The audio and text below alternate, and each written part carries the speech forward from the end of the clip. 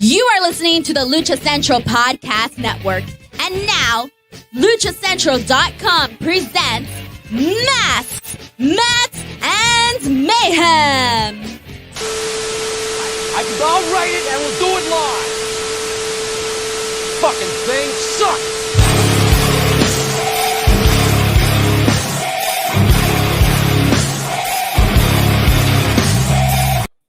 Welcome to another edition of Masks, Mats, and Mayhem. I am your co-host this week, the Justin Outlaw Harvey, and I almost said my name wrong again, Byron. And you can find me on social media at JustinHarvey75. You can find the entire show on social media at MMMshow75. And here is your host, the fiery one himself, the money mark, the guy who pays all the bills, at Byron Fever. Yeah, I'm not a money mark anymore. I lived in New York for like 2 weeks. That'll do it. Hey, look, I've been in LA for almost 5 now, and it takes a toll on the wallet pretty quickly. It takes a village to afford coastal living. Hey, before we get too deep into this, I just gotta put somebody to bed. A very special friend of mine, a little girl that needs to go to bed right now. So good night, baby. Go to sleep. It's time. Go ahead, Byron. What were you going to say? I don't even know anymore. Have I completely taken you off your game already? We just started. How do I throw you off that fast? I'm not thrown off. I just have so many questions all of a sudden. That's color commentary. You're the host. Take it away, Byron. All right. Well, first of all, I botched the intro. I don't know why I have both intro clips. You played the other clip? I noticed that. That was a bit jarring. It was extremely jarring to me. I was not happy with that. Maybe we should just try this again tomorrow.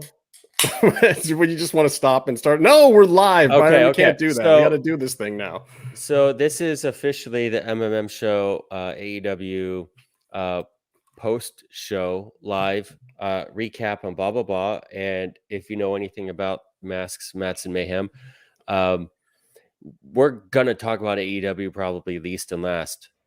This being the AEW post show, right? That's just what we do. So we're going to save it to the end.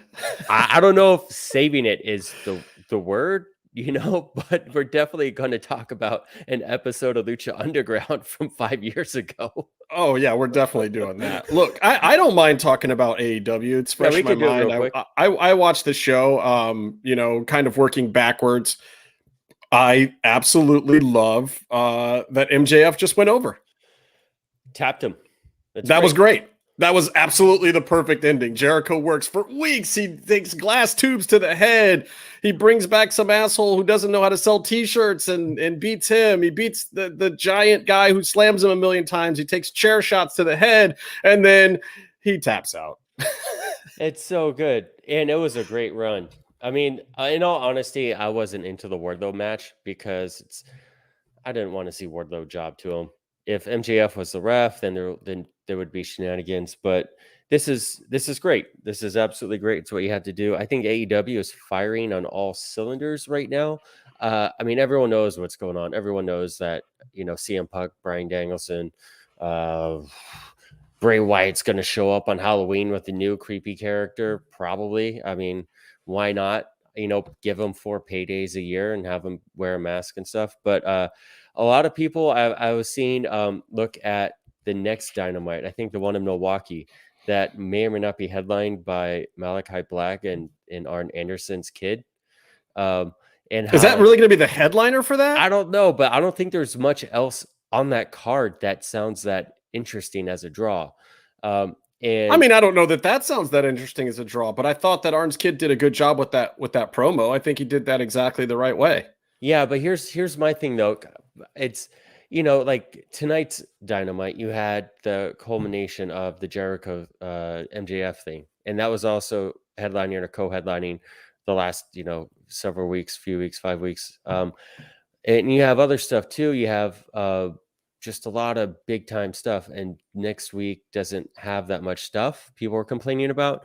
But one thing to consider is that quite possibly there are going to be at least 2 major additions who are going to be in the mix right away, taking up a lot of screen time.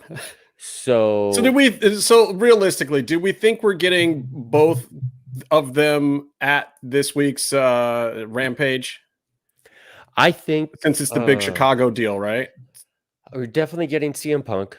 They're not even pretending or not. I mean, if I were a booker, I would. I mean, this is AEW. So what actually, happened? What happens if CM Punk doesn't show up this week on Rampage? If he doesn't show up on Rampage, then they have an issue with their network and with their sponsors, because all of those guys have been clued in and they're actually talking about, like, they're already talking about how excited Like they are if he doesn't show up, that is the biggest breach of faith probably ever in the wrestling business, right? Yeah, business wise. No, as far as like with the fans putting one over, sure, that's great. You get a lot of great heat. That's the WWE way. You know, it's your birthday in your hometown. You're going to job. We're going to pull down your pants in front of everyone and embarrass you. Which they didn't do to Britt Baker last week, surprisingly. But I mean, not that AEW Velvet was going to go over, but whatever. Yeah, that was a good match. It wasn't like a super smooth match, but Britt Baker's like 100, maybe 80 pounds, and she's out there just hoss fighting everyone. It's amazing. But it's we're gonna get CM Punk. AEW though does do the happy ending, which has been working out great. Yes, you know, they like give Sammy happy got a endings. great- That is very true. They give very, very good happy endings, Byron. AEW. Yeah. You got In the Archer wrestling getting ring. his hometown win. You got Sammy getting his hometown win and engagement. You have Thunder Rosa getting her, you know, she got a hometown match tonight, but she also got announced that she was signed and all that stuff on her birthday. Like they go the opposite way that we've all been conditioned. So you're saying when they put somebody on TV for their birthday, they actually do right by them. Okay. Yeah, and we can like feel comfortable enjoying the thing without thinking. Oh, I mean, they really Jim do. Ross in WWE Oklahoma. really does do it every single time. I mean, you go to your hometown and you are just obliterated. Mhm. Like that's where you have to get color. You're taking chair shots in front of your kids. You're on your back. And that's if you're Jim Ross. Right. I mean, like they do it to everyone. Yeah. So Like I think if they go to Connecticut, do Linda McMahon and Vince like have to lie down? Do they have to job to somebody if they go to Connecticut? Actually, I think Shane has before, hasn't he? Didn't he job in Hartford or something? I mean, Shane's a mark. God bless him. You know I'm what sure I'm he was saying, happy though. to do everything. It's like even a McMahon has to lose on their birthday in the WWE. Yeah. I kind of like it the other way around. It's been kind of nice to like enjoy, not have like PTSD when you're getting near a happy moment in wrestling. Like, oh no, something's gonna happen. But isn't that part of why people keep watching? Isn't part of that a good thing? I mean, part of it is the formula. If you just give everybody what they want all the time, which AEW does a lot, it fizzles feuds, it keeps things from going. And honestly, AEW has a problem with that from time to time.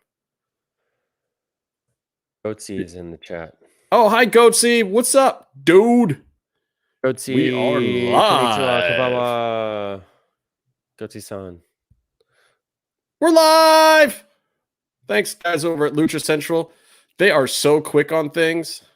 Kevin is spelling things very interestingly at the With a Lucha Central. is that a semicolon? What is that? We'll have or is to that ask, just dirt on my screen? Kevin, because I mean, it's not like we have access to Lucha Central. No, it's not like we just decided to randomly Yeah. do a show on a Wednesday night late after 7 and just kind of do our own thing out of nowhere and We're taking hijack over the whole network. We would never do something like that. No one God, tell no. Kevin what we're doing right now. Oh, no, why would we do that? But realistically, I do have to say, I have been under a rock. I have been so busy on this top secret show that I have been doing that isn't exactly doing what it's supposed to be doing right now, to an extent that I'm not allowed to talk about legally. But I wasn't allowed to talk about it legally before that anyway, so I guess Am I it allowed doesn't to really talk matter. about what happened legally? I don't know. Did you sign an NDA? I barely got an email. Oh, man. Oh, dang. Even the guys down under are burying Kevin. Amazing. Kevin's gonna regret letting us podcast whenever we want. This type of Oh, content Kevin's comes going to out. regret that we are a podcast at all. But For the isn't that audio our goal in listeners- life? For the audio listeners, on the occasion to actually export an MP3 after we broadcast, It'll be up in 2 weeks. It's fine. we had a user comment that said, "Is that Kevin, the microwave toast guy?" And Yeah. yes, That is what he is known for, and that is who he is. He makes grilled cheese in a microwave. I don't know how you call that grilled cheese because there's no grilling involved. It's just how does the bread not just turn into the worst funk ever? Have you ever like tried to heat up an old roll in the microwave? Like if you let it go for more than like 4.5 seconds, it's garbage. Mm-hmm. Microwaves do not cook bread. Like they just don't. And if they do, there's so many chemicals in it that it's not really even a food product anymore. I will say this. We had about 23 MMMshow co-hosts before Kevin posted a picture and talked about how he microwaved toast for grilled cheese. Now we have two. This is what happens. Causation is correlation or whatever. Correlation is causation. But I think you can do the simple math about before and after. What you talking about, Willis? Talking about smart stuff. Oh, gotcha. So I think that Punk is going to debut. I really enjoy all of you in Twitterland booking Punk's debut to result in somehow Hook beating him for an hour straight, just kicking his ass. We're all part of the Hook army or the Hook squad or whatever Hook wants us to call them. I think in unison, myself and everyone around the world tweeted just the name Hook tonight. So what's the real plan? What's the real plan, do you think? It's going to be some kind of angle with Darby? It's going to be what? Darby and Sting are going to be involved? I think there's something. I mean, Darby and Sting could be involved, but Sting will be on the outside. You know that, and Darby do his thing. I think that's built in with Punk, and I think that's the swerve where you bring in Danielson, Bryan Danielson, because Darby has, actual wrestling chops, and they can do an old school Bryan Danielson, like Ring of Honor type match, which isn't WWE, which was right. More high spots for him. Yeah, they're basically this is the it's like that Jorge Masvidal belt in UFC. That we're going for the baddest motherfucker title, right? We're going for the best in the world championship here, somewhere in the mid card, or maybe even at the top of the card. Yeah, and Danielson was best in the world before Punk. I think that's the type of swerve that you do in the situation if you do a swerve. Thank you, Zeus. We have a very smart audience. Man, that is the most hipsterific shirt Byron has ever worn on this show. I agree, Zeus King, 100%. I haven't worn this in a while. It's missing a button, but the button is below. What up, Angie? The button is below camera, so you guys will never know. I'm not wearing pants, so I guess that's fine. Yeah. So you want me to stand up? Do it. Oh shit! Rosemary and Allie are back there. I shouldn't do that. That would be rude for the ladies. All right, now we're gonna get kicked off of YouTube. I think though, I've heard more stuff about Bryan Danielson and his New Japan stuff. I think he wants to work everyone there. He wants to work Will Ospreay. A lot of people don't like him. Will Ospreay though is doing some good stuff. Aside from all the other thing, he was a really welcome surprise at Resurgence, especially since the interim or the New Japan IWGP World Heavyweight Champion Shingo Takagi went down with COVID. Him and Bushi just tested positive. They were pulled from a show for a fever, so they're out.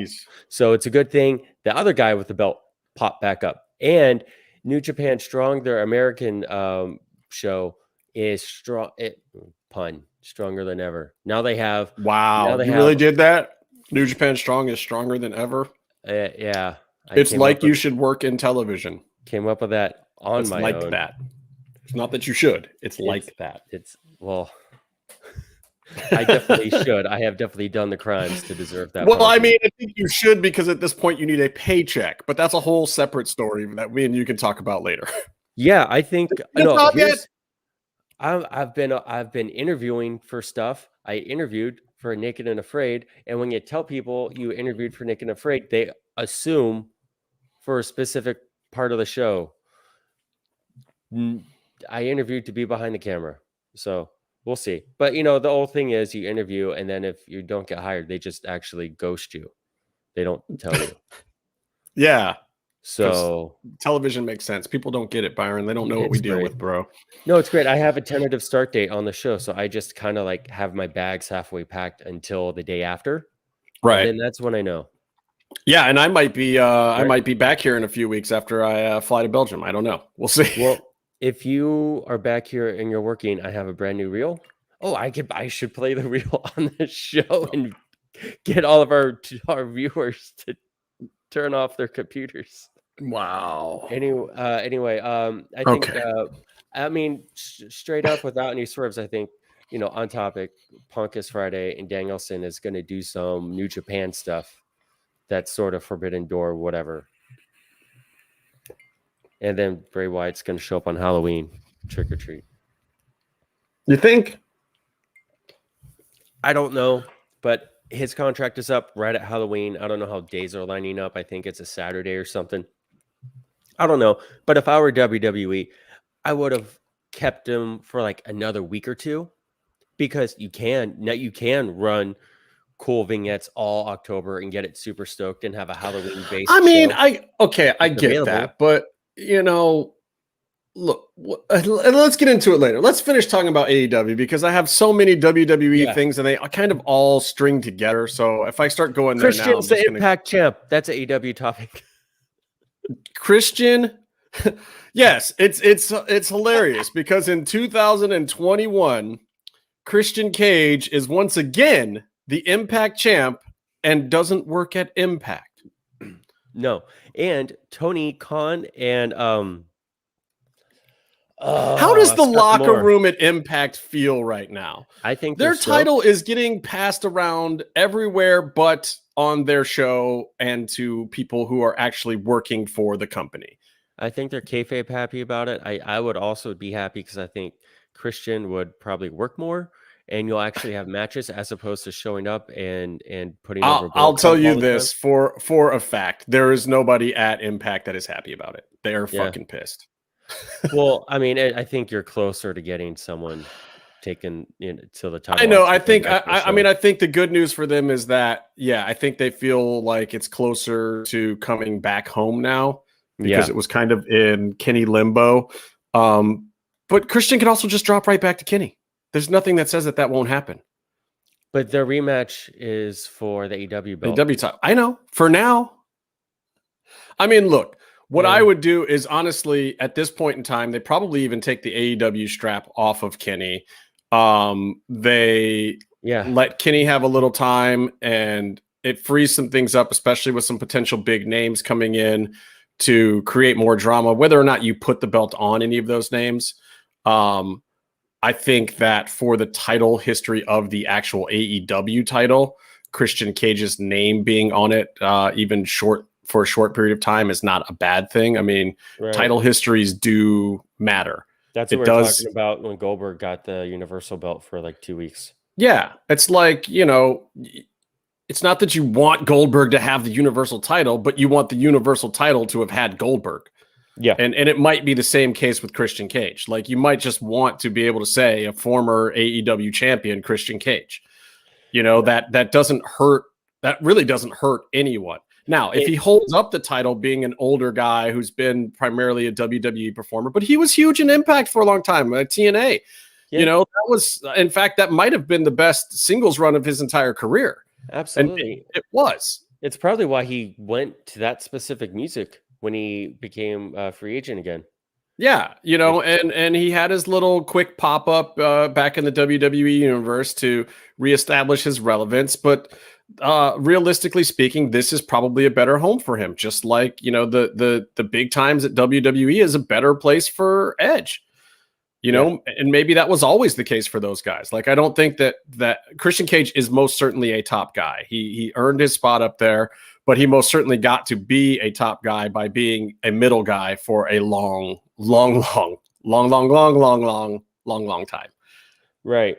But also, with that, I think that WWE gave him, and we were talking a little bit about people and employment options and stuff and timing, and like how someone wanted to be somewhere else right now, but he ended up being in the best spot he could be for the pandemic. And I think Christian, if he was going to not actually work, WWE was the best place for him to be, because he got to do that show with Edge. And doing his network show with Edge, I think is huge. That's probably bigger than anything about any of his recent runs. So, his later runs in WWE, and that I'm sure those played a part in him becoming movie producer, actor, whatever, and then pursuing that, and then like producing a movie that he got John Moxley to act in, and started his whole connection with AEW, which started this whole run. Which I agree with. I mean, Angie, wait, are you saying that Moose was a good time live? I have just not been very thrilled with Moose as of late. Oh, okay. Hold on, Justin. You need to know you need to know. Okay, tell me the whole thing. The whole thing is, okay, we're talking about Moose. So first you have to mention that he sucks and he's not good. Then you have to mention he wrestled Ishii, who is one of the best wrestlers in the world, perhaps ever, as far as like just being really good. He doesn't have any, big championships, world championships, or anything like that. He hasn't won the big one, but consistently, you're gonna have a good time if you watch his matches. And he got Moose to a very, very good match. Good for Moose. I mean, look, the entire business is invested in the guy. It's not like I want to see him do badly. I would love to see Moose do well. He's just had some issues to me. Zeus brings up a very good point. Christian Cage was the NWA world champ during his TNA run and never won the actual TNA Impact world title until he beat Omega, which makes sense that now his lineage is officially on that title as well. Yeah. And I was also thinking Christian Cage was a red herring. I didn't think he was ready to face Kenny Omega, to have a Kenny Omega match, because no offense to Matt Hardy. I don't know if he was. I don't know that Christian was. I mean, Kenny carried a lot of that match. Don't get me wrong. I thought Christian was great. I thought Christian did everything that he was supposed to do. And I also thought that Christian did everything that he could do. But do I think it was a 5-star Kenny Omega match? No, not at all. No, it's not like Christian was out there pushing Kenny, saying top this, he wasn't doing that. But I loved the match.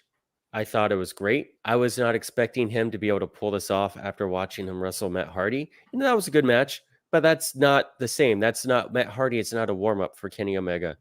I love the match. I was into it. The whole crowd was into it. If you watch at Triple Mania, Kenny's title match with Andrade, which is the whole thing we can get into, Christian had the way better match. And Christian is supposed to be one half of the worker Andrade is touted as right now. Yes. So is touted as being the key there. Right. And that's a whole nother conversation. It was really funny how a bunch of... What's up, James?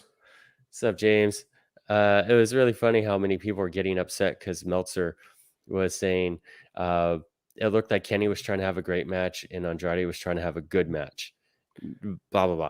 And it's funny because I listened to the post Triple Mania show that Rob Viper and Lucha Blog did, which was awesome. You all should go back in time and listen to it.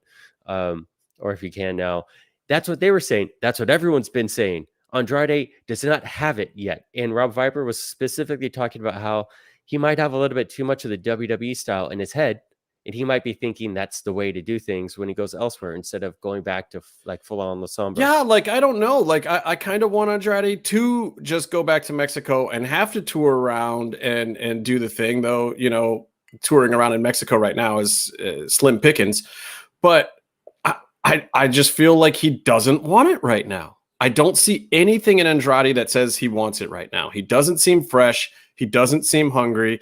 He does feel a little bit like Alberto Del Rio when he had some of his time in and out of the WWE. But a couple of those times, Alberto got the fire back, and he started putting on those great matches out other places and smaller venues or big crowds that just weren't televised. I don't see Andrade doing any of that. Yeah, say what you will about Andrade. No. I mean, yeah, say what you will about him. Say what you will about Alberto Del Rio, about how, okay, he got arrested for fighting his brother. And they fought in a police station, or maybe he got arrested because he beat up some guy in a Ninja Turtle costume at a show in Mexico, or maybe he got arrested and he's currently in court for kidnapping and sexual abuse for people that he was in relationships with, or maybe he no-showed charity shows to benefit autism. Maybe he's done all that. But what you can also say about him is that he has delivered in the ring at times. At times.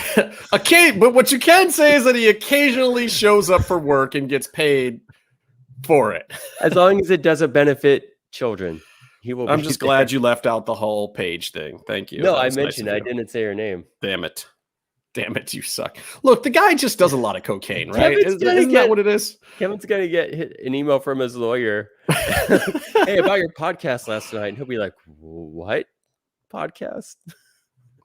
Yeah, I'm glad. Well, okay, so this is what James is saying. Omega actually offered to drop the AAA Mega strap to Andrade, but AEW stopped it at first. Yeah, because Andrade shouldn't have anything.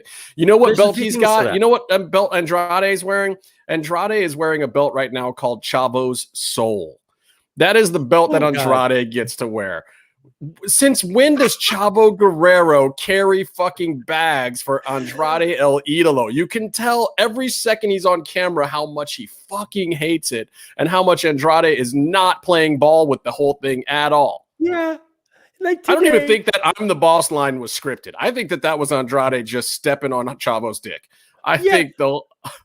Today, Chavo went over the shoulder. It's when you do stuff on camera. I don't know if anyone's been on camera or done anything. Probably not, because it's a weird thing to actually have a camera film everything you do. But when you do that sort of stuff, or if like Justin and me, you're directing people on a reality show and you have a shot for that stuff, you stand a lot closer than you would in real life. So you could be in the shot and everything just looks better. And so Chavo pops in because he's a professional and he's been doing this a long time. And he's getting paid to do this. So he's coming in and he's like over Andrade's shoulder. Hey, I have lines in this scene too. And Andrade just shouldered him off. It's like, no, I will talk for myself. I have a challenge for them. And it's like, oh God. It's so bad, man. It's so But what they got to do is First of all, Chavo's I thought it was a good idea at first, by the way. I was one of the people that said, oh shit, yeah, Chavo as a heel manager with Andrade being really, really quiet and just like throwing some European uppercuts at people would be great. Yeah. And they didn't do any of that so far. No.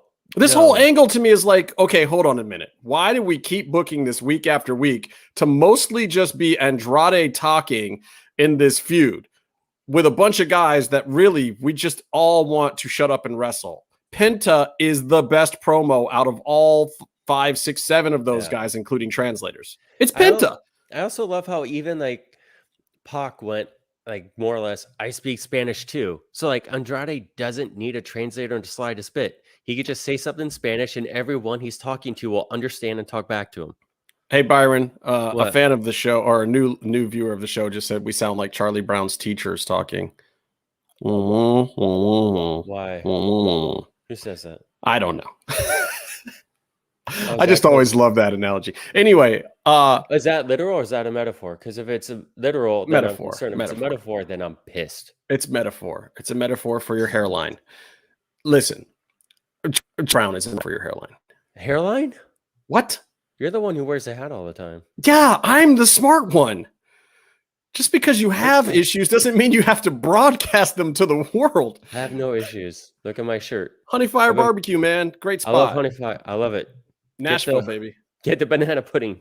Hey, wait, did that one with your parents air yet? I haven't seen My Food Paradise show in a couple of weeks. I have no idea. I thought did the sandwich episode air? I don't freaking know. I haven't seen it in a couple of weeks. I told you I've been under a rock. I didn't know it was on TV.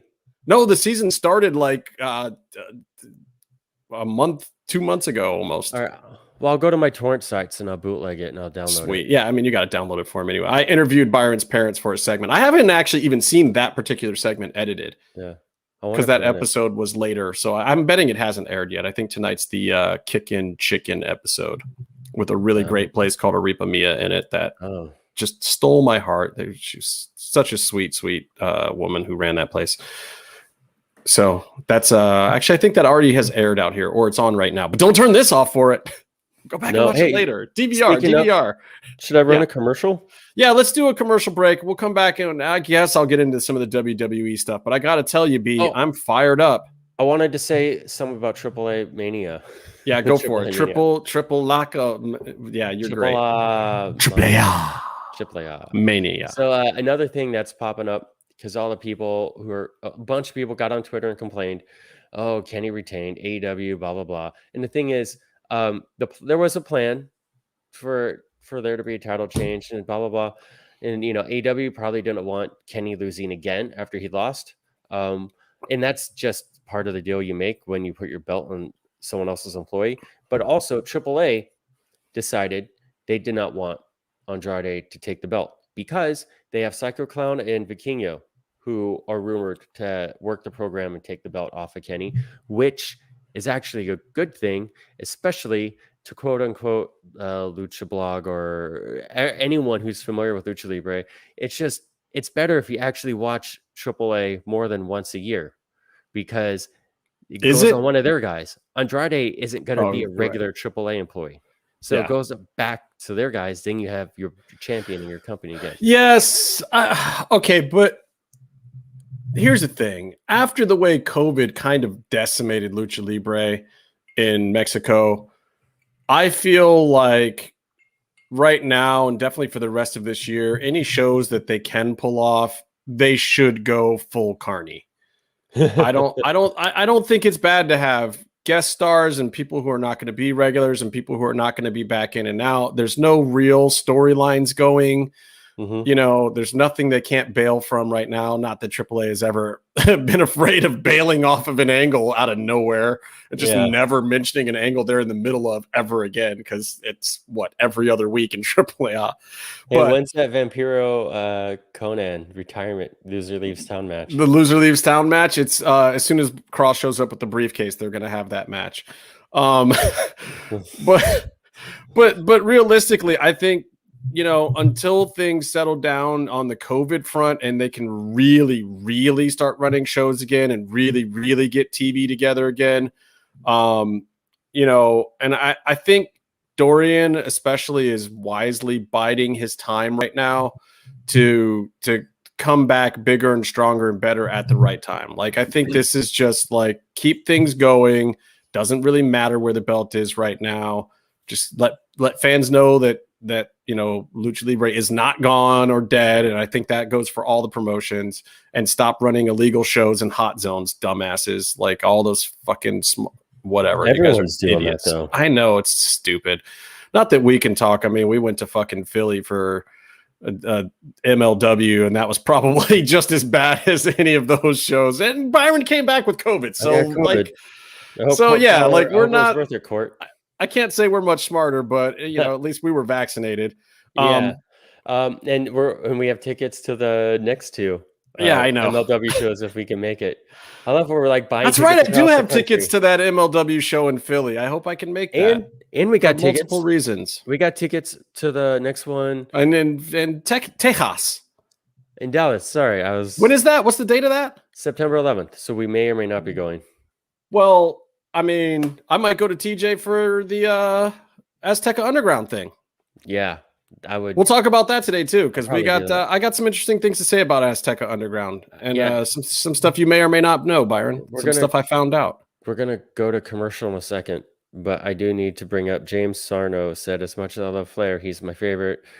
That was not a good look with him stepping in the ring with Andrade. Ric Flair went to the ring with Andrade, and then they did a spot at the end where Andrade and Flair put Conan and Kenny in figure fours. I gotta tell you, I think that was objectively a fantastic spot. I think it was a lot of fun. I think the crowd was super hot for it, even though I don't think you could hear it because they didn't mic the crowd. I thought that was cool, and I thought everyone had a great time. And to be honest with you, I wouldn't be surprised if Flair started having matches in Mexico, because everyone knows, even when he was on his deathbed, he was like, I got one more in me. I got one more run in me, James, MLW is not bad. In fact, last season was very, very good. The verdict is still out a little bit on this season, but I don't know. There's some decent stuff coming, I think. I'm not thrilled about Hammerstone there, who's one of their top guys. Look, okay, fine. That's it, Zeus. When we come back from the break, I am addressing this. Real smart I am addressing the shit out of this comment. to Sting Zeus was that really Zeus great. says we can't assume Justin is a real smart since he doesn't like Sting. Byron, go to a commercial so I can cool down. I don't know which one to use, the I just- Lucha Central one or Yeah, the just run a cookbook one? Denise or something. Have you guys bought a cookbook? We'll do the. Hey everyone, it's Denise Salcedo here in Lucha Central with a reminder of where and when to catch all of the great network content this week. Get the full lineup and listen to all of our shows in the podcast network section of luchacentral.com.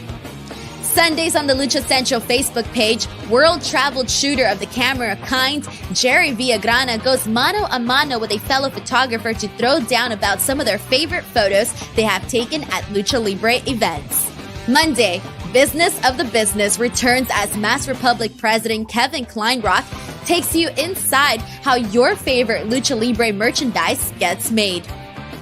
On Tuesdays, Mass, Mats, and Mayhem takes you inside the world of Lucha Underground as they take you weekly through the series with the benefit of hindsight and the benefit of special guests from the groundbreaking series. Check out the premiere video stream every Tuesday at 2 p.m. Pacific, 5 p.m. Or Eastern check it out on whenever the we Lucha feel like Central it. YouTube channel and at luchacentral.com. Then listen to it on your favorite podcast platform every Wednesday. Tuesday nights live, it's Wrestle Boss, where Favi Chulo talks MMA and pro wrestling with special guests and listener call-ins. Visit WrestleBossLive.com Tuesday nights at 7 p.m. Pacific to listen live or call in with questions or download the show on podcast platforms on Wednesdays. Wednesday nights live on Facebook, it's Spanish show La Mesa de los Márgaros, giving you both the news and the chisme from around the lucha world. Special guests and a whole lot of fun make it one of the most talked about shows in Mexico. Thursdays, it's Straight Out of the Bodega with Papo Esco and PWR promoter Gabriel Ramirez as they have guests from throughout the wrestling world pull up to give an inside look into their careers. From indie standouts to television superstars, each week brings a new name and perspective. On Friday, it's your double dose of Lucha Central Weekly podcast, one in English y el otro en español. Lucha Central Weekly is where you'll find all the top stories of the week, both inside and out of the ring from Mexico and anywhere luchadores are in action across the globe. Be sure to subscribe and follow all your favorite Lucha Central Network series on your favorite podcast platforms, either by their own series name or subscribe to the Lucha Central Podcast Network show pages to get all of the shows in one easy feed. And please consider giving a rating to help more fans find the shows that you love. For now, this is Denise Salcedo signing off from Lucha Central. Have a great week. And we're back. You're supposed to be hosting. Oh, You're supposed to say the "and we're back" thing. So, Well, and then you're okay. supposed to set me up to talk about the Sting thing. So we're back. James, 10 years ago, it would have been cool, and it was still cool. What are we talking about, Byron? It was still cool 5 days ago. Ric Flair doing a figure four Woo! next to his future son-in-law in a AAA ring. Okay, listen. So let's talk Anyway, about this. so Sting rules. Sting is always cool. He is an icon. He wrestled his first match on TNT in many years tonight. He did a great job. We all are in agreement. Let's talk about Sting. What is the next subject to talk about? When did Stink become Shane Douglas? Where he's so not a great wrestler that he just has to walk around the arena for like more than 62% of the match. Well, it was a tornado no DQ match, and they got to do some cool spots. Also, he is a great Let's think wrestler. let's He think did his about finish on two all the people twice. times that Stink has been in the ring in AEW. Then let's think about how much actual ring time was involved in those and how much of it was him Shane Douglasing around the arena. I'm just asking, just a question. Okay, but you call it Shane Douglasing around the arena. Everyone goes into the crowd now. Yeah. But look, Shane was Lucha nursing all Underground, sorts of everyone went to the crowd. issues and this, that, and the other. No, but they would actually go out there and wrestle. Sting actually went out there and Shane Douglas around the arena, which was exactly what Shane did for like 4.5 years because he was never 100% at all. And then he forgot how to wrestle. Like the entirety of his major ECW run, Shane Douglas, as much as I liked the guy, was terrible. as a wrestler. We just lost almost half of our viewers because of your opinion. Because Stink stinks? He doesn't. He is a legend. I'm not saying he's not a legend, but what's he a legend for? He's a legend for always being a sucker and doing great work. And he's one of the best baby faces of all time. Everyone loves Sting. Even Cody Rhodes wants to get gear that looks like red, white, and blue Sting and bleaches his hair. Sting was his favorite. So are you going to tell Cody he's wrong? Yes. I will tell Cody to his face that he should not idolize Stink. That his father was a much better wrestler.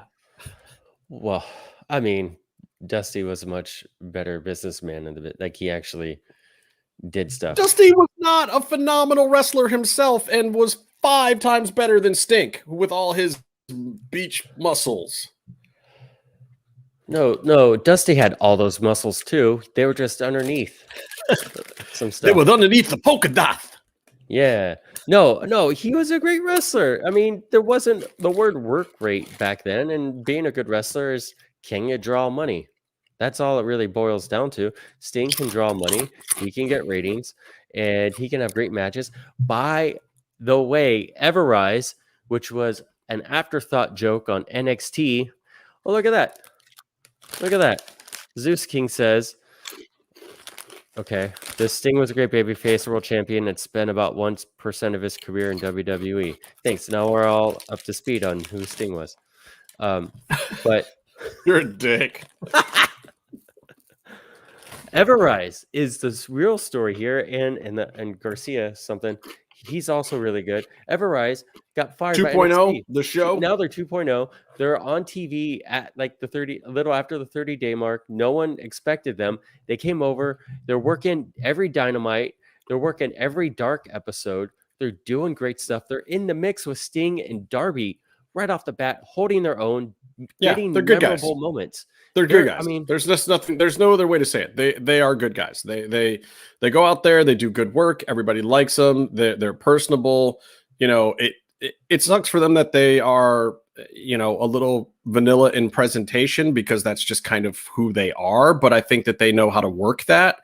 There's nothing wrong with, you know, standard white guys in wrestling, and I think that they were victims of just being normal good dudes. Like, they're not super buff, but they wrestle their butts off. They work super duper friggin' hard.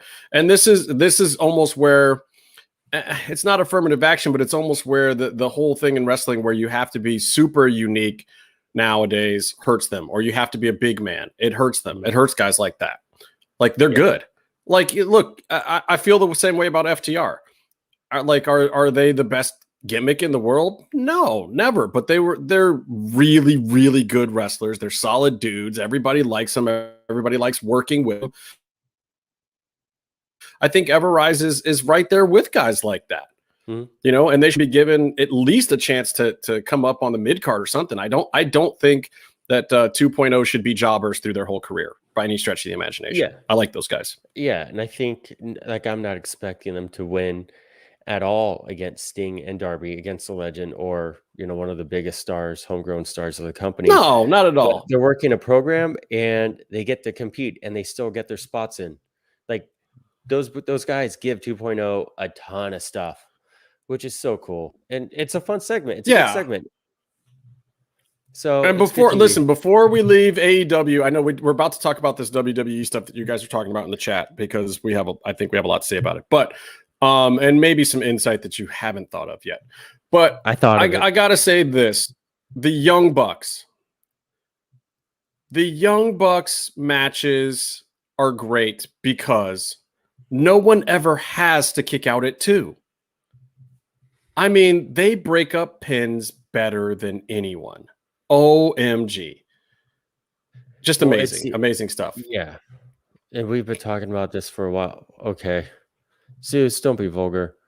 The Young Bucks are the best at putting tag matches together. The 5-10-man tag matches, straight up tag matches, whatever. They structure them. They're great.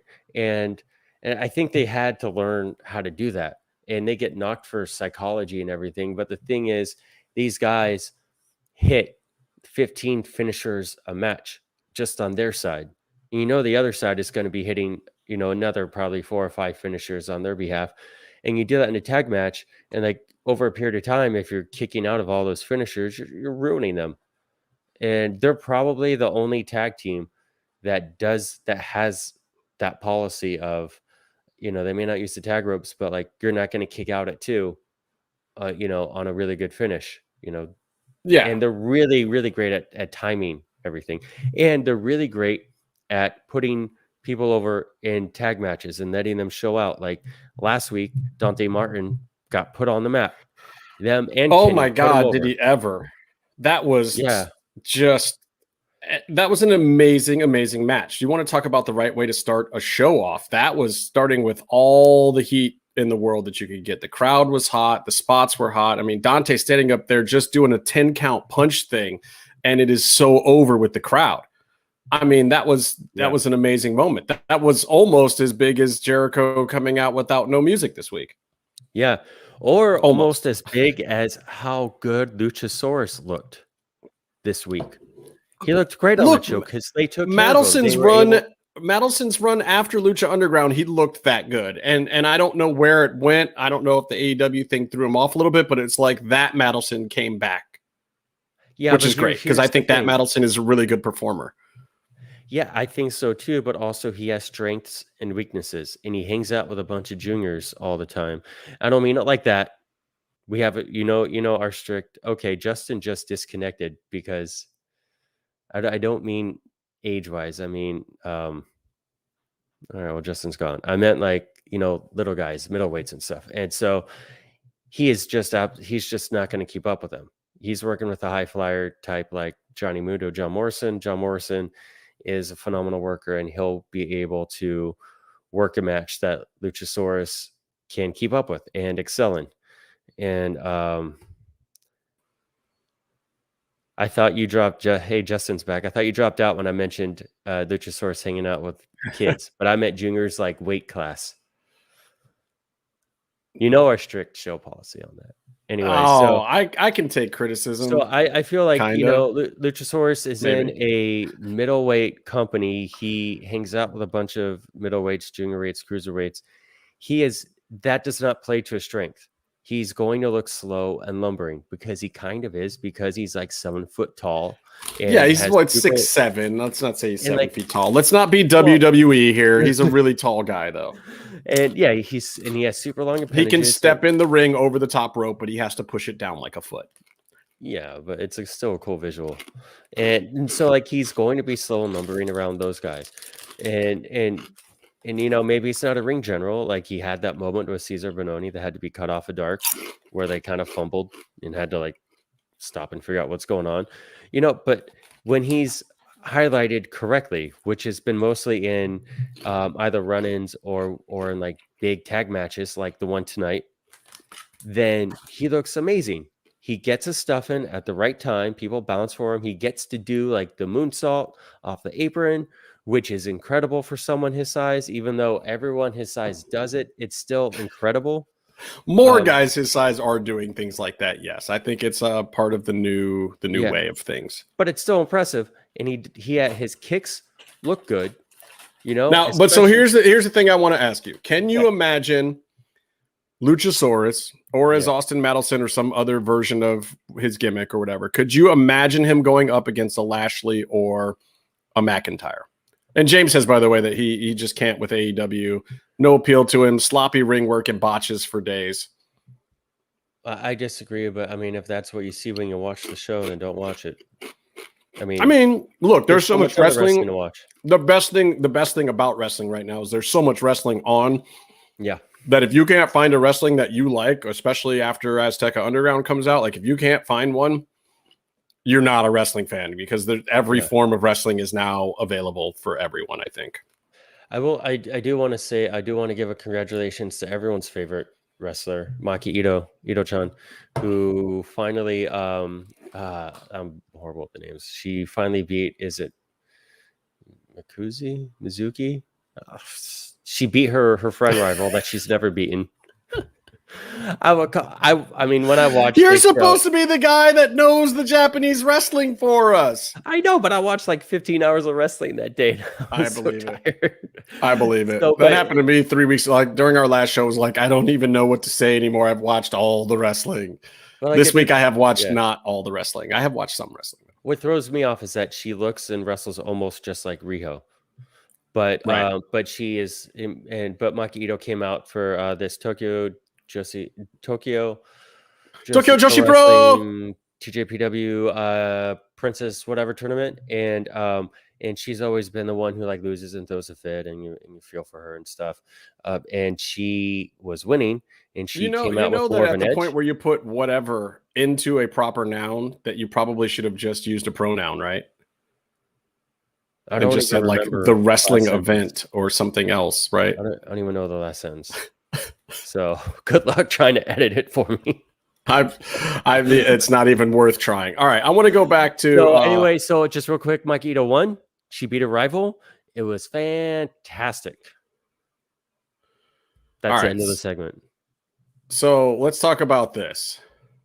Let's talk about these comments from Angie and James and the gang about NXT, about the talent. Here's what happened. They fired on a Friday night, I don't know, 6 people. Half of them were on TV. Half of them were in programs. Right. Notable names. Atlas was someone, we wish was still there. He'll do great stuff. Jake Atlas, he's great. But it kind of makes sense when Vince looks at him. Yeah, I mean, the problem with Jake is not that he's not good. And this is the thing I'll probably say about a lot of these guys. It's not a question of them being good dudes. It's not a question of whether they were good in the back. Just like I said with Everrise, like I love those guys. But at a certain point in time, you're looking at the roster, you're going out touring, and you're saying, what is the upside? Mm-hmm. And we know that, for Vince, he wants to turn NXT back into Florida Championship Wrestling or whatever that, what was that? That's what it was called, right? That Cena and all those guys did time in. Yeah, even the Shield started off there. By the way, I mean, he wants NXT to be that. Yeah. He's kind of pulling the reins from Triple H now and saying, look, this is going to be. Well, hold on. No. There was an FCW, and I think they went a little bit lighter then. That's when you have Shield. That's where they switched to NXT then. But Johnny Curtis, Matt. Not Matt Bourne, but MMM Gorgeous guy. All those guys were FCW. I think you're talking about Ohio Valley. Ohio Valley is what I'm talking about. Yeah. I mean, I feel like that's what he's trying to go back to is Ohio Valley more than anything else. Yeah. Where it was really a farm league for big dudes to figure out how to cut a promo. Yeah. That's really what it was. If you watch the matches from back then, there was nothing spectacular in them. It was big boot, leg drop, pin kind of stuff. And yet it made absolutely huge superstars for them. That's part of what they're not. That's part of what they're not getting right now. And the problem for NXT is not that NXT hasn't been a great show. The problem is for fans, people have to understand the business model, especially of Monday Night Raw. Monday Night Raw is a losing proposition for WWE right now. And they have to turn that around. Now that COVID is over, now that they're going back out on the road, now that they're starting to look at house shows, they have to fill those house shows. They have to do it with big brand name stars. They have to sell merchandise or they can't tour. They cannot meet the requirements of their shareholders if they don't secure the right TV deals, get some new big stars. And honestly, SmackDown's fine, and they have enough to make SmackDown a good show. SmackDown's 2 hours, and what they're doing with Roman is great. But Roman cannot hold up the entire WWE for them. He can't do it. He's not that guy. He's not intended to be that guy, and he's in the perfect place and doing more than enough for them. So they have to start looking at this new breed, this new batch. Cross is part of that. Cross fits the mold. Your boy, the human kaiju, Bronson Pinchot Reed, got tryouts the same taping cycle. Yeah, and one is getting regular, albeit not that interesting. but regular segments on Raw where he gets to go out there against Cross is in the Raw commercial that's been running now. He's in the commercial. It's again because everyone complains about the booking. Even Conan on Keeping It 100 was like, that's the de-evolution of a superstar. How they're booking Cross now versus NXT. However, and I get that. I listen to that too. But at the same time, though, in the ring, he's in the ring with a top WWE legend in Jeff Hardy. 2, he's getting consistent matches. 3, he's getting a promo every match. Sometimes live, sometimes pre-taped, but that's where the investment is in and him. Don't forget, he's selling merchandise. Yeah, is anybody running out to buy a Bronson Reed t-shirt? I know we're going to run out to buy the next Barbarian, the Cross figure when it goes on sale soon. Yeah, absolutely. And by then, hopefully he's in a new gimmick, because what I would love to see happen, I'd love to see him do just keep his Barbarian thing for a while, his growly times up elbow to the back of the head thing, and then let them cool him off a little bit late fall, bring him back as more of the Hitman, the Killer Cross kind of gimmick. I think it would play better on Raw. Put him in a suit, make him hired gun for other people, make him a heater for somebody, whatever. Bring him back in a little more of that gimmick. Get him ready for Rumble and Mania, and then I think you've got a winning formula with Cross. And he doesn't even have to go over. I think he'd be a great U.S. champ or something like that in the next year or so. Put a strap on him, nothing major, and just put the guy through the paces, because they're going to do that. You can't deny it. Nobody's getting, we were talking about this earlier, nobody's getting the Goldberg push ever again. And certainly it's not going to be Cross. There's a reason why they jobbed him out to Jeff Hardy the first time he came up. There's a reason for that. And it's not necessarily a good reason. It's not necessarily a reason you have to like, but it is part of their formula. And I still go back and I think about Cena when he came in. Nobody liked Cena. Nobody cared, but he fit Vince's model. And Vince was like, if I can find the right thing for this guy, through the roof. Prototype Cena didn't work, but all of a sudden, on some Thanksgiving or some holiday or whatever, he starts doing the rapping thing. Yeah. He had done Vanilla Ice impersonations, whatever, on the bus. So Halloween, they had him do Vanilla Ice. By the way, Rob likes Cena a lot. He should. I mean, it's totally an homage to the guy. But Cena, and it got him over into a really great, popular, family-friendly character. So there's also that to like about. They found the right thing, and it was the most clownish, jackasses, stupid thing. And the first 2 times that Cena did it, I don't care what anyone says, they were not really over. They were good because they were bad. I mean, it was like, oh my God, they can't do this. It would have been like putting a guy in blackface. It was so bad. Well, and then somehow it caught on. When Cena was doing that gimmick, was he doing like the chain gang, and he picked his finisher? He was doing some prototype nonsense. I think the Blue Thunder Bomb or something. Right. But then he changed his finish to the FU, just a fireman carry slam, because he was feuding with Brock who had the F5. So he's like F5 FU, and then I think he was sort of doing a Death Valley Driver. Then WWE went into like no head bumps for a while. But the thing is, him doing that feud and doing that was very much akin to like when Miz got his breakout feud as a comedy jobber with Cena. Right. I agree. And the thing is, it's like there's ways to build stuff and to build the big stars. And you do have to kind of wait for moments, and you do have to try some things out. But just the push that people want to see sometimes is not going to do it. And I think that you're going to see this throughout NXT for the next couple of years. Like, they're going to give some people a shot, and they're going to keep some people around just to make it, to fill NXT. What do you think? It's going to be a lot of those smaller guys. Zeus King said, if you're going to put Cross on the main roster, get Scarlett back with him and let him be himself. I can say this.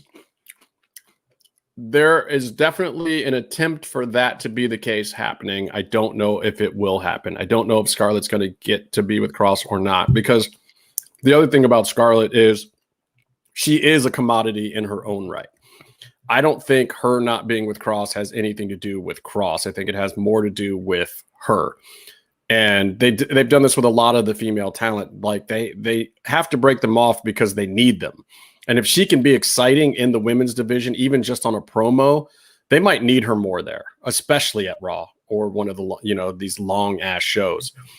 You know, it's almost a waste of time and talent for her to come out with him, say a couple of things every, you know, pay-per-view cycle that kind of move the story along when she could be having full entire feuds or getting heat somewhere else for another feud. And it doesn't mean that they would have to keep them separated forever, but in this day and age, like if you have talent and they're signed, you almost need to get full angles out of them. It's really hard to keep any two talent together when they need to fill so much time, especially on Raw. And she does phenomenal work with Cross. Even like Samoa Joe stare down when they walk past Joe in the hallway, and then she turns around. She was having a good run on her own with her own character right before her and Cross got together. A lot of people, but I mean, I think I will never say she's a great wrestler, but I think that she was a very good up and coming in-ring performer. Like she had something there. There was something to her. She had a good thing going. I think a lot of people have forgotten that by now. Yeah. Because the couple has sort of overshadowed her singles career. Yeah, I agree. But she can go to the ring. She can cut a promo. She can be in a feud. She can definitely get by in a match. Again, she's actually pretty decent running the ropes too. I think it's actually her mat work that needs more work than running the ropes and doing some of the faster stuff. I have some for you. You're about to go to you talked about what Raw needs as a show with regards to fulfillments. But NXT, James Sarno brought up, once NXT went to USA, it changed, became something it wasn't supposed to be. I agree. I kind of enjoyed the network version of NXT, where half of it was like kind of not good stuff, but they're learning and figuring it out. And the other half was like Finn Balor, fresh off of being, super famous in Japan, versus Samoa Joe and Kenta and stuff. But something to consider is, and also amongst rumors that they may go back to taping NXT again, they recently sold a third live WWE superstar filled show in NXT because it was super highly touted, lots of momentum, and they didn't get the ratings AEW did, which you should not expect. You should not expect, because AEW's top programming against the third program. AEW is the number 2 show now. SmackDown is the number 1 show in wrestling right now to me. And I'm just talking like if you put 100 wrestling fans in a room that were unbiased, James, 100 unbiased wrestling fans in a room, and you showed them SmackDown, Impact, Raw, AEW Dynamite, AEW Revenge, AAA, Ring of Honor, whatever, I think you would very easily find that it would be SmackDown number 1, AEW Dynamite number 2, probably followed by NXT right after that, and then maybe Raw, and then maybe Impact, and then maybe and Rampage is going to move up pretty quickly. It's just so new that I can't really count them yet, because of course they're hot-shotting to make things work. But but here's the thing about Rampage, without getting into like blow by blow, blah blah blah. It has the charm that the first NXT had. It's an hour wrestling show, no filler, and it's fun, and then it's over. Well, I mean, it's a lot of wrestling, and it's 6 big names in an hour. We'll see what they continue to do with it, but I mean, an hour in like Lucha Underground, an hour is a really great. An hour-long show that was well composed is part of why Lucha Underground was so good. Yeah, and early NXT, it's a great length for wrestling show, because when it's over, you feel like watching more. I don't disagree with that. So here's the thing with NXT. Obviously, we know that there's a shift. We know that the reason for the shift at NXT is to save Raw, because Raw is the flagship property at WWE, and right now it's not their best property. They've got to rehabilitate it to a certain extent. They've got to find a way to make stars. They have to turn it around. They have pretty much till about next SummerSlam to do it. And then if they don't by next SummerSlam, they're going to be in big, big, big trouble, and NXT is not even going to matter. So I get what they're doing. I get the business model. I get the business plan of what they're doing. But that means that smaller guys in NXT have 2 choices. Wrestle their ass off and stay on NXT, or get the fuck out of WWE. I have 2 questions, actually, and they're different directions. I'm so vexed right now. I'll ask you the second one later. I was going to ask, do you think Raw is weakened because of the Fox contract with SmackDown, and they had to take their A game and throw it there, and blah blah blah? But here's the other Yes, that's question. part of it. Have you guys, Zeus King brought up, have you guys seen the dumb take blaming Gargano versus Ciampa matches for reason they're rehashing NXT? I think when all this stuff came out, the Dave World of Wrestling, whatever, WR report came out, a lot of people then went to, oh, look at these two white vanilla midgets, small people wrestling, and that's why NXT failed, because these were the two top stars. I don't think that was ever officially said. Both those guys, I think, are held in high regard. But so here's the thing. It's not because of them at all that there's an issue at NXT. It's not. It's because those guys doing that at NXT isn't something that works at Raw. It's not going to be. Yeah. And the problem is the fact that they invested so much time in doing that stuff and making NXT into the best super indie that we've ever seen. It was like televised PWG for a while. It was really, really good. It was great wrestling to watch. That's never going to work at Raw. It just isn't. And so the problem is they invested 3 or 4 years almost now in that at NXT.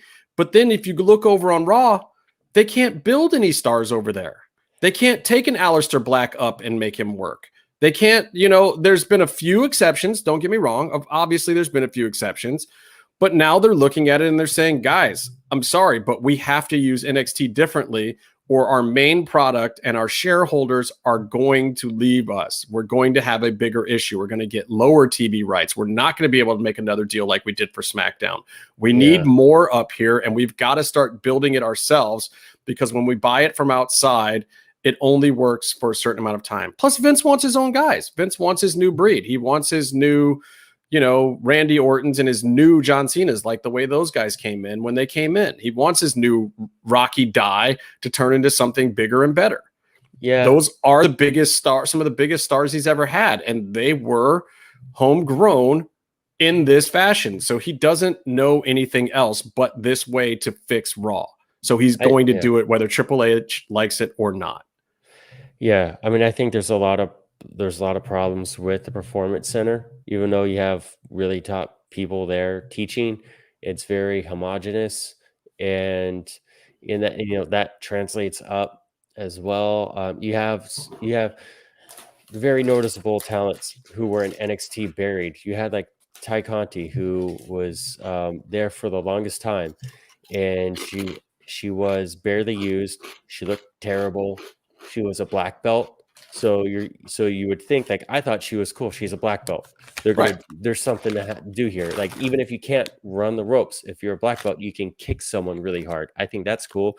She was terrible. Then she went to AEW, and it's like, okay, she's super hot, and people like that. And now she's working dark matches. That makes sense in wrestling. But she can't run the ropes. She can't run corners. Her footwork's terrible. Blah blah blah. And whatever they did in a span of like a month, she is now one of the highlights on the shows. I mean, if she's not working a program, they throw her on the dark shows. She is, by the way, my favorite. We'll get into Keith Lee thing, James, in a second. That's a very, very, I think, outlier on all of these situations. But I think it's indicative of the issue. But go ahead. At least like the specific most recent thing. But my favorite part of AEW Dark is a Ty That's Conti absolutely match. true, Zeus King. She is a black belt in BJJ, and that is grappling and not kicking. That is not she kicks the shit out of people anyway. Yeah. So it's the thighs. Go ahead. Sorry, I got distracted. I've watched her workout videos. I'm not gonna lie. I'm not. But I would say she put that shit on IG. I fucking like, what's up on you? Yeah, I'm not trying to look. It's there. Anyway, so she. Oh, I search them out. It's fine. I think if you got it, Exactly. She got it. She knows what she's doing. She put it up there for a reason. She wanted 1 million hits that day. But I would say, got them. Just to finish this, one of my favorite top 5 things about AEW Dark is a Ty Conti match and Excalibur and Taz corpsing every time she throws a potato. Just kicks the shit out of people. And they're like trying to call a match, and they just go, oof. Ooh. Damn. And she's out there all bubbly with a smile on her face. Her opponent probably. I'm pretty sure I actually heard Taz say once that, oh, well, that didn't go as expected.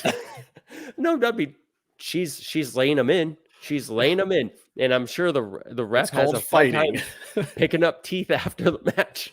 All right, so let's talk about the Keith Lee thing, because I think this is exactly part of the issue. Keith Lee, a few years ago, you go back to WrestleMania, I think it was in Tampa or something, or maybe it was New Orleans or somewhere, and like Keith Lee was running all over town, and he was just the talk of the town. He did like 5 shows outside of WWE, of course. We saw him we saw him before his breakout at FSW in Vegas. Yeah, and I saw him once at Mav Pro too. Yeah, and I saw him at Tier 1. But here's the thing. In a picture. Keith Lee was the king of the indies. 100%. And he was doing matches with the Garganos and Ciampas of the world. Not actually Gargano and Ciampa, but every other guy that was like them that was out there on the indies.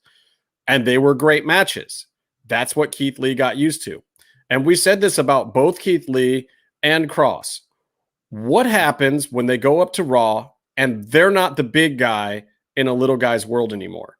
What happens when they're not having these matches with these smaller guys anymore? Now, Cross had some. He had more than Keith Lee, believe it or not. He was wrestling guys more his size, a little bit tougher. Like, Cross is out there wrestling old Shane Douglas and wrestling Simon Gotch and all these guys that are bruisers. And he had like big matches with he had a match with the Master Lock guy, Chris Masters, right? Who's a big guy. He was working Cage, big matches with him. LA Knight. Yep. He was learning how to work guys that had a little more size. Now, Keith Lee had a few of those as well, but for the most part, Keith was interesting because he was like a Willie Mack style guy who was like a big dude who you were surprised could hang with the smaller guys, but not the other way around. The matches weren't like, I'm surprised this smaller dude who's some other indie superstar can hang with Keith Lee. The matches were good because you were saying, oh my God, Keith Lee can run the ropes and hang with these little dudes. He can do that kind of exciting match. But then you get him up to WWE on the main roster.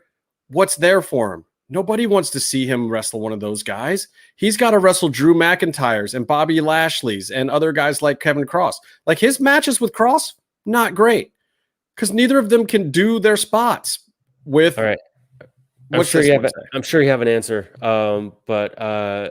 And I have an add-on to this. James Sarno brought up, but look at Lee versus Dijakovic on NXT. Good program, good matches.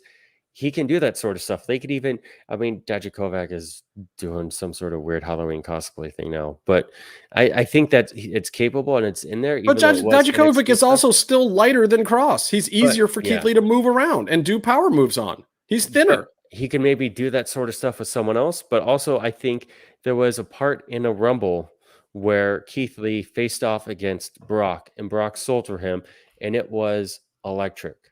There's few people who you could see go up nose to nose with Brock and compete. Maybe not beat him, but like this is a program, and that's like they did that with CM Punk, and Punk was really good and made it work the best he could. But still, it's like 100-pound dude going up against Brock Lesnar, But Samoa Joe versus Brock.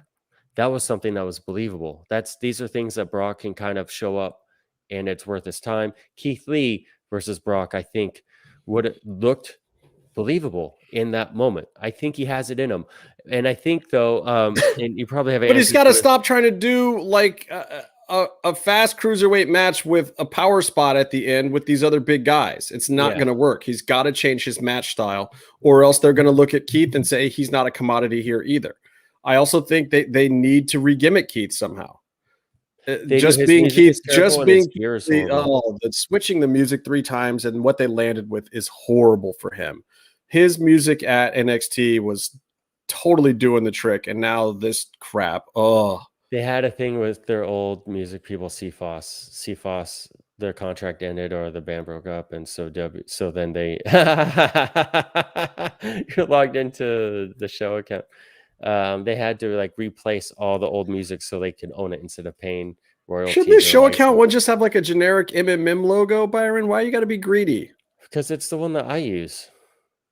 Look, see, I just did it for me when I log in. Yeah, but now we're both blah blah blah blah, and then we're you. Well, I'm not. I didn't. Basically, Byron's saying I'm not allowed to produce the show anymore at all. I can't be on this account. Whatever. I see how I it didn't is. know you log in too, so I guess I'll put in. I did it the 1 week that you weren't around, and ever since then I've been in there. But then I can also select comments and stuff, so you don't have to drive everything by yourself all the damn time. That's a good thing. Here's a good comment. So maybe we should change it now. What's up, Yo. Texas Spaniard? Yo, thanks for dropping by. Hola, amigo. Zeus King has a great thing. Justin did a face app switch with Tesla.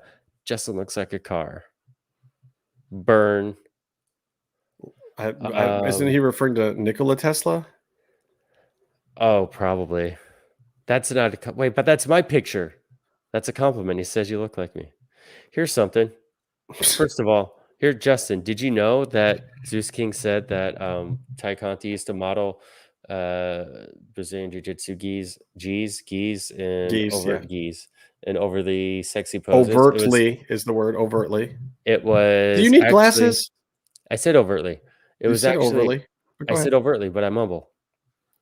So it was actually controversial. So now you have something to Google after the show before you go to sleep. I have. You think I haven't gone through all of those? Google search Ty I am not stupid. Search. Ty Conti is amazing, and she's also a decent wrestler. Those are two separate things, by the way. I think she's a tremendous wrestler because she legit kicks people in the face and is happy about it. I do. I honestly, look, I do like that about her. And I like that about a lot of performers. I like some of the more hard-knuckle performers, and I like the ones that come from real fighting backgrounds, whether it be boxing or amateur wrestling or mixed martial arts or BJJ or whatever. I've always liked that. I want to give a shout out to our friends at Markout Mania who stole our. It's mom on Or they stole our. If you want to see MMMshow co-host Casey, the professor, the Lucha Gringo, you can go to a different podcast to hear him and see him. You just have to go to a podcast where they don't talk about wrestling, but he can know everything about wrestling. Yeah. So anyway, thank you guys for hanging out with us in the chat. He just doesn't like current wrestling, and we talk about is current wrestling stuff, Byron. Yeah. What are you going to do? We went to Midsummer Scream, the Something Awakens or whatever, out in Pasadena, the horror convention. It was a lot of fun last weekend. We went to the Lucha Bros, Republic of Lucha store, which was awesome. Casey bought Penta brand panties, whey protein, so he can work out and get strong. Okay. Anyway, it was really fun. Oh, you could do that? No, I can't. I have to do it with my lips. I can't do the tongue roll. Oh, I can't do it. I'm not even going to try. I don't think I'm allowed to try. Yeah, you shouldn't be doing anything with those lips these days. Listen, go to another commercial so I can come back and talk about what's going to happen with Azteca Underground, the real thing that everyone is actually listening to this show for, because nobody knows what I know. I want an explanation. An explanation of what? There is a brand new cookbook out called Eat Like a Luchador by the Legends of Lucha Libre. Did you hear about that? I have heard about it. I may even make an appearance. Super Astra has put his recipe for his world famous torta. Kaya Valkyrie, who you are seeing now star on NXT as Frankie Monet. Ray Fenix. I believe Pentagon is in there as well. From the ring to the kitchen, this book celebrates Lucha Libre with popular Mexican dishes, offering a modern twist from iconic athletes. That's where Meefloaf comes in. Legends, superstars, and the Super Astro. This one-of-a-kind cookbook for wrestling fans and aspiring chefs, now available for booksellers everywhere. Buy the book, Eat Like a Luchador, on shelves, on digital shelves. Buy it now. Take care, guys. Buy the book.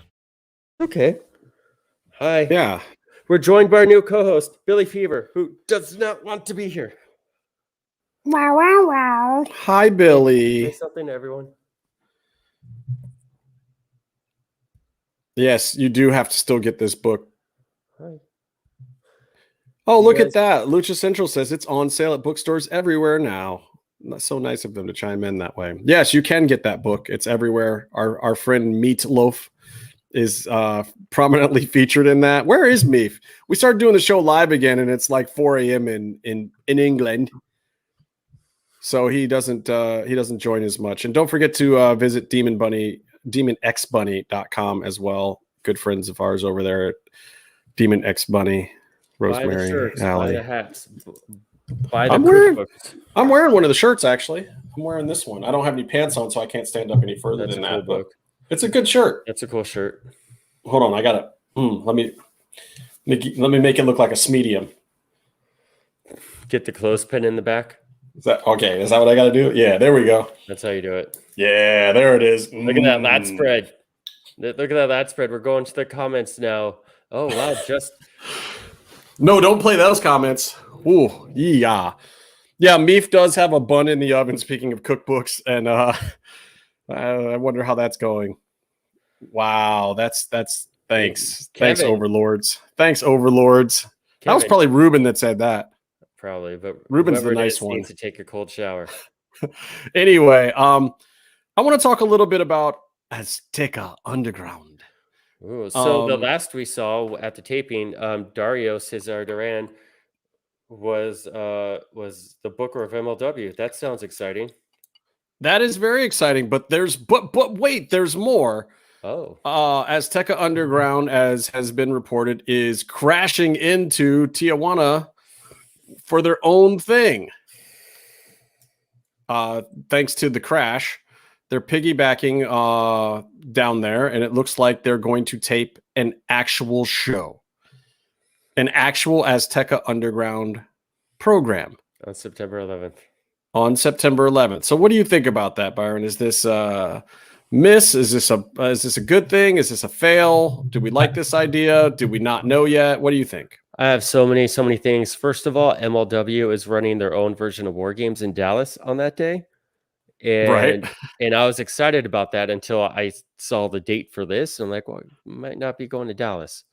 I think this is very promising as far as Azteca Lucha being a luchador show, which we should bring up when people talk about Bray Wyatt not being employed anymore. And everyone's like, he's got to go to the new Lucha Underground show. They got to find an investor, work it out, blah, blah, blah. No, he's not a luchador. Especially not right now. Not for what's going on there. So let me tell you what I know.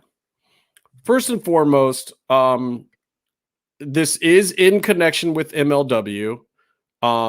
There is apparently a TV deal. It is rumored to be at a network that is bigger than Vice. But no one knows what that is specifically yet. Question. Is it the new El Rey Network channel on Roku? I would imagine not. I don't know what they're going to put on there besides that barbershop program. I think they're just going to have a lot of, clip stuff and people talking about maybe. I hope they bring back some of the Kung Fu movie stuff and the kaiju stuff personally. And then just kind of do some fun raps with, people who would know about those things and maybe some of those type deals. But I would very much like to see some incarnation of El Rey back. And honestly, that'd be easier for me to watch than it was to watch the actual network at times. Like I had to buy Sling to get El Rey before. Yeah, we got Sling, and we were all actually big fans of all of their programming, even though they had very little original stuff, but all the movies. I watched the shit out of some old Knight Riders. I will not lie. Yeah, they had great stuff. They had Tarantino. Basically, all Airwolf. Robert Rodriguez's friends were doing like directors, like Q&A interviews or whatever, roundtables. Those shows were great. And all the old movies they would show. It's awesome. But also we got Sling for it, and then Sling stopped showing El Rey. Right. They had a bunch of carriage disputes and all sorts of stuff. And the parent companies were fighting and this, that, and the other thing. There was all sorts of weird issues. But anyway, so with Azteca Underground, it sounds like it has a home. I don't know that all the deals are done, but it sounds like what is really happening here is enough of the deal is done. The idea has enough legs that they need to go and tape some stuff. And it appears that Los Angeles will not be the home of that, even though that was discussed, but that is a very expensive proposition. Plus, you also have the concern of if you're doing Lucha Libre, getting the Lucha Libre talent into the States. It was one of the biggest problems that Lucha Underground had. It was like the concept of Lucha Underground was great. Let's bring a Lucha Libre-esque show to the United States, and we'll get, some indie talent, but a ton of Lucha Libre guys, because, it's coming from Dorian and AAA is tied in and this, that, and the other thing. That had its issues, especially in season 4, when the turnaround time was too fast and they were doing a straight month of taping and they couldn't get guys up here, and all this stuff that they had written and planned for a long time did not come to fruition because of visas and coming across the border. So as much as I would love to see Azteca Underground in Los Angeles or maybe even somewhere in Texas, because I think that you would get the right credibility from a crowd. I think, however, that doing it in Tijuana is as close as you can get without doing it in the United States. I think you can still get some of that crowd, especially out of San Diego, and some of those wrestling fans hopefully will go down and see this show. Maybe even some of the LA fans too. Well, it's a Crash show, and when Crash came out, you had a lot of the Lucha Underground contingent fans go down there. Yeah.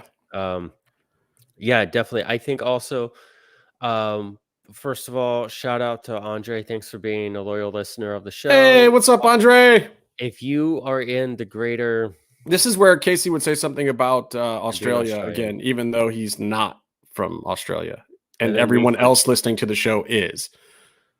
That's true. Okay, go ahead. Continue. So, I mean, I've already forgotten. No, it's the thing, like what everyone is focused on Azteca Underground being the mini movie that Lucha Underground was, and all the cool stuff, and like, oh, they have a dragon that can fly around, a guy who can time travel and fly in space and has lasers or something. Azteca Underground is a Lucha Libre show. It's a Lucha Libre and it most likely will not have some of those sci-fi elements. Yeah, it's meant to be. It's a Conan project. Conan for the last 5,000 years has been trying to get Lucha Libre represented in the continental United States on as big of a platform as possible. Sometimes that's getting Psychosis and Ray booked on all of his shows until people start figuring it out themselves. Sometimes it's Lucha Underground, which is super cool. None of it was Conan's deal that he wanted, Correct. They got away from the Lucha and they got into some cool storytelling. That's not what he was trying to do. And you just got to be realistic about your expectations with people and with TV shows, and it's going to make your life a lot happier. You're not going to get a Bray Wyatt just running wild, making this whole cool movie in a wrestling show that has, no walls when it comes to storytelling. What you're getting is the Lucha Libre show that is everyone's been trying to give you, that's trying to like showcase and give Lucha Libre the respect it deserves in America. Yeah, I mean, I think that is exactly what you're getting, and I think it is going to still pay homage to some of what Lucha Underground was. But everyone should know that this is what Conan always wanted Lucha Underground to be, that this is not going to be some Lucha Underground clone. This is going to be him respecting the fans that loved Lucha Underground, but trying to give them enough to come into what his vision of Lucha Underground would have been. He was slated, and he said this when we interviewed him too, like he was supposed to be one of those writers at first. He wanted to be the Krista Joseph of that show, and he was not. He wanted to be kind of heading that up. And now he had a lot to do with it, especially with trying to represent the Lucha Libre traditions, and him and Chavo both were bringing a lot of that information in. And he was kind of a conduit through to a lot of the we don't know exactly, because I don't know that the entire network deal is done with Azteca Underground. James asked when it will premiere. Those details. Listen, dude, we just found out when they're going to start taping some stuff. Now, here's the bit of information that I can tell Lucha Underground fans. There are some major key players from Lucha Underground that are most likely going to be involved. I heard, I have on a special authority that Tony Khan has only allowed one of his employees to work Azteca Underground, and its name rhymes with Jake Hager. Stop it. That is not going to be happening. Zeus King asks, does that mean a lot less gringos in Azteca Underground than Lucha Underground? Yes. In fact, maybe none at first. It may be entirely Lucha Libre at first, or maybe one or two indie performers out of MLW. But I think you can tell right now that MLW and Azteca Underground are going to run against each other. So, yeah. The other thing to know is this is, in fact, Conan's show from all signs. Like Court will probably be involved, or maybe some executive producer level, but it sounds like the person really running this show will be Conan. That's great. But he is going to bring in some key people from Lucha Underground. I can't tell you who those people are, but I can tell you that it sounds like the right people if you want to pay some homage to some of the storyline and some of the storytelling type that came from Lucha Underground. That is exciting. I do want to say, I think most of the really cool storytelling was with the Luchadors and Lucha Underground. I think the Luchadors are. What was the coolest part of Lucha Underground? Was it just the cinematic part? Was it the in-ring stuff? Was it the fact that it was Lucha Libre done up here, kind of indie style? Like what really made it work? I think the coolest part was that it was like a sincere effort to put forth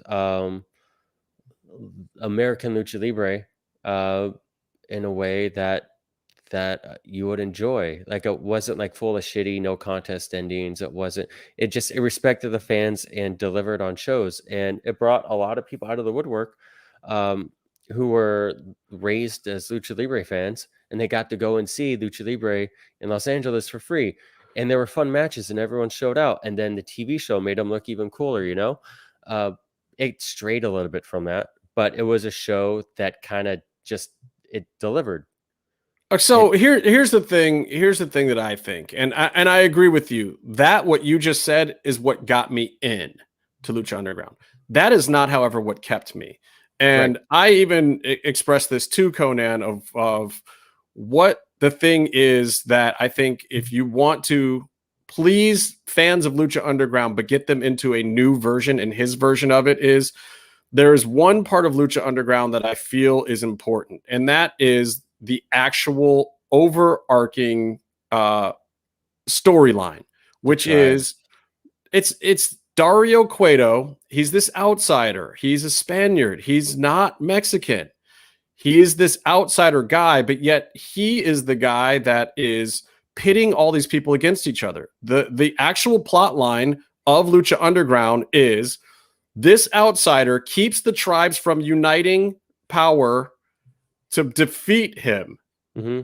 That's it. That's the entire premise. If you look at Lucha Underground at its core, it's a whole Marvel story, pretty much. Yeah, it's Dario trying to get all the power rings and amass power before the tribes unite. So he's got to keep finding ways to pit the tribes against each other. And it doesn't matter if you get into all the supernatural stuff. It doesn't matter about anything else. It's like it's almost this Mexican pride thing too of will the tribes ever unite and beat this fucking guy? And you can ask that question every week. And because there's 7 tribes, it's easy for him to get them all over here or there, or bring in some indie guys like Johnny Mundo and Worldwide Underground to fuck up the whole plan. It's like, it's a genius plan. He is like the James Bond villain that actually succeeds at the genius world domination plan. Like, the guy almost brought about the apocalypse. He had Jake Hagar as a god and his champion. I mean, he really almost pulled it off, guys, until they canceled his ass. It could have been so much worse. That's why they got canceled. Like, oh no, the world's going to end. But yeah, and I think what he won. Dario won. I think what you said is true. I think though, I mean, for me, that we wish that storyline was used more, but then they brought it back at the end of season 4, and then the show ended before they could do anything with it. But even the smaller parts of the storyline, if you really look at that overarching principle of what's going on there, I think towards the end of season 1 and the beginning of season 2, I think Chris Roach and Krista Joseph and Evie Dubb and a lot of the people involved, and even Vampiro and Conan himself, kind of started helping to crack that formula. And that if everything was driven around that, But, I think what they lost was fleshing out the tribes a little bit more. And I think that honestly, in Azteca Underground, you can do that. You can have a tournament to crown a new king of the gods instead of whatever you're going to call it now to get around your copyright issues. You just change one of the words, I think. Right. But I think if you do that to set up who is in the tribes. I think you pay more attention to people are in the tribes. When new guys show up, there's easy ways to write them in and out of storylines, being part of tribes or people switching tribes or whatever. And there's easy ways to create quick storylines that give you great Lucha Libre based on El Jefe trying to pit the tribes against each other so he can amass the power and they can't. If you keep it that simple, that straightforward, what you get is a lot of great up and coming Lucha Libre talent on television in something that people will watch. And I agree. I think it could happen. I think that's something that translates from one show to the next. I do think also in the smaller details, you could ask anyone, just like we had Zero's up there, Zero, who thanks for dropping by. He talked about how the stories and characters, he loved how they blended so many genres, and it seemed so over the top, but he ended up loving it. And the thing with that is, there was a lot of people who were fans and they were very passionate about it. And they may all have had different reasons, but a lot of the fans were passionate about it. Yes. And can you get that again? I don't know. But I also do think, as far as the presentation goes, like, first of all, you talk about resources, you talk about who is going to be there, and you talk about how much money you have to do it. You go to you go to more of what Lucha Underground was pretending to be in the first place, which is more grimy and gritty, not, a $400,000 an episode show, which is ridiculous for something that got those ratings, quite honestly. Like we were spoiled by it, but for sure. And also, like, so now you got to do the $80,000 an episode version. You have to do it on a quarter of the budget of what Lucha Underground was. Can it be done? I think that would be more fun, to be honest with you. It could be. You look at horror movies and you look at the big budget and you look at like trauma movies, low budget cheesy stuff that's super creative. That stuff is more fun, I think. And hey, look, I love Basket Case. It's a great movie. And they made it for like $1.57. They went to Manhattan. They probably didn't tell anyone they were filming. They threw a fucking pile of foam and drew 2 eyeballs on it in a basket. And they're like, here's a villain. Here's the monster in the movie. There's going to be some jumping some fences to get it made, let's say. And as they say in our reality business, jump a fence, get the shot.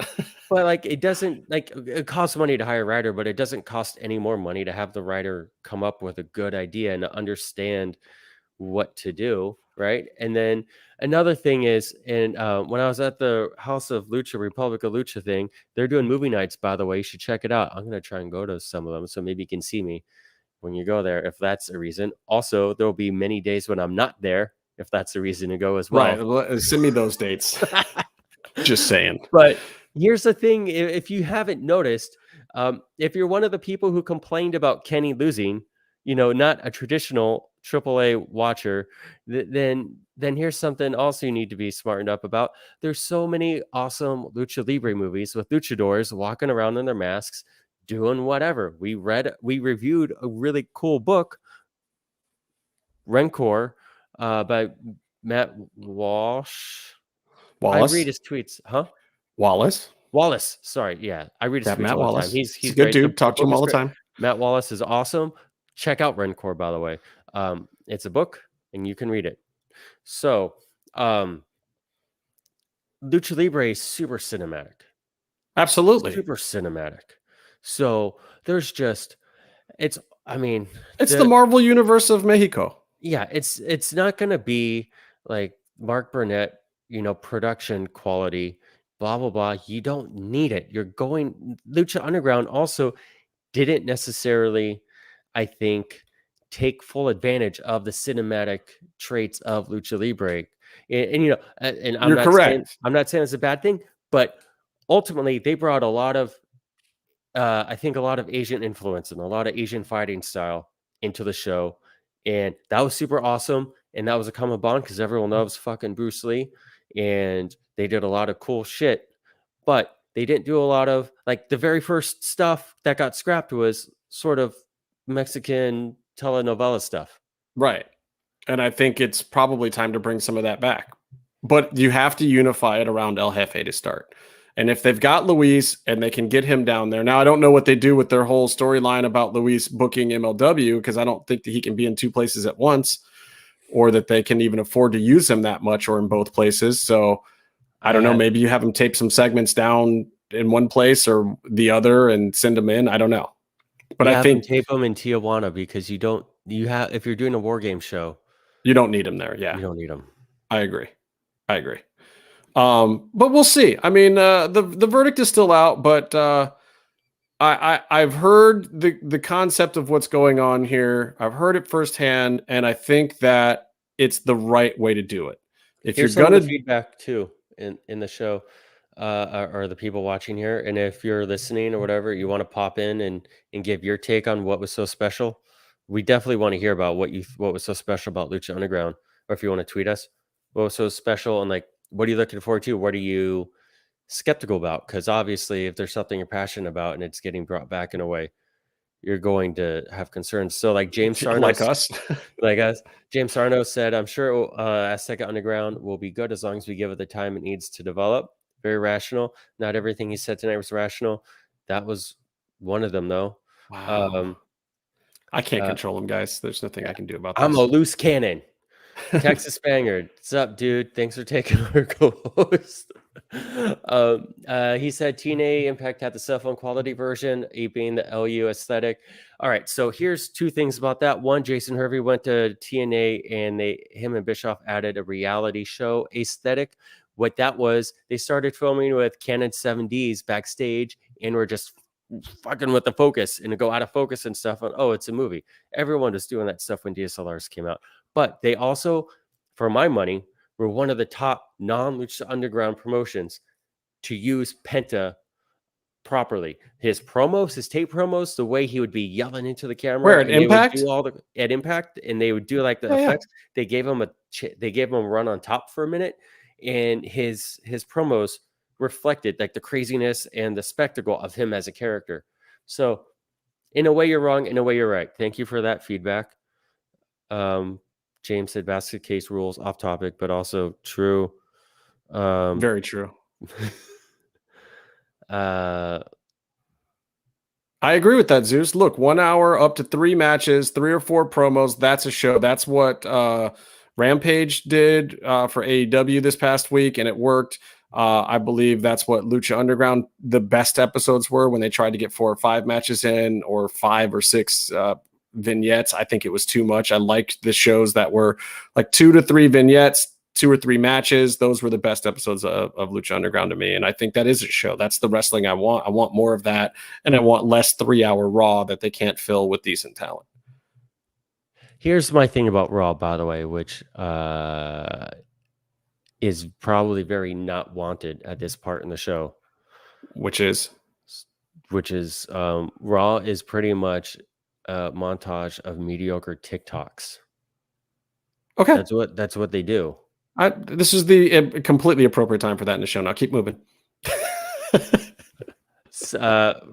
Rocky Beach, thank you. Brought up 5/11/21, Summer of Straight Edge. Punk put an Instagram story out, 5/11/21. 2 of those years, he did his Summer of Punk storylines, which were awesome. The third one is this year. Guess what? Everyone is saying Punk is going to show up. And as much as I really want him to show up, this is also super off topic. I for all of these things, especially that's fine. Post that You've seen the show before, haven't you? I really want Punk to not show up. I really want him to not show up in Chicago. Wow. I want him to like tweet himself eating like a fucking. I want him to UFC it and show up twice and lose miserably both times and never be seen from again. How about that? Just kidding. I'm going to paraphrase. I think Duke Rufus will not be managing him in AEW, so I think he'll be fine. I forgot. Sorry, that's inside MMA stuff. We used to talk about MMA on this show. We just haven't done that recently. Duke Rufus is a fucking clown now. He used to be a great coach, and now he's like one of the worst, in my opinion. Nobody wins with Duke Rufus. Punk had like the best of the best first camp for like 3 years and couldn't even be an introductory fighter. Yeah, bad coaching also didn't help. If he had gone to Greg Jackson, it would have been a different story. He might have won one of those matches. Yeah. If he went to you, he probably would have done better. Yeah, probably. It's hard to say he would have done. It's hard to say he would have done worse. Well, that's the best thing. I can say that because it's like if he lasted 3.5 seconds longer, I did better, right? I could have got him out of one of those fucking holds. Oh, Andre brought up, by the way, Punk did get one of his losses back 5 years later because the guy failed a test or something. I don't know. Right. He still didn't even throw a punch, let alone hit a punch.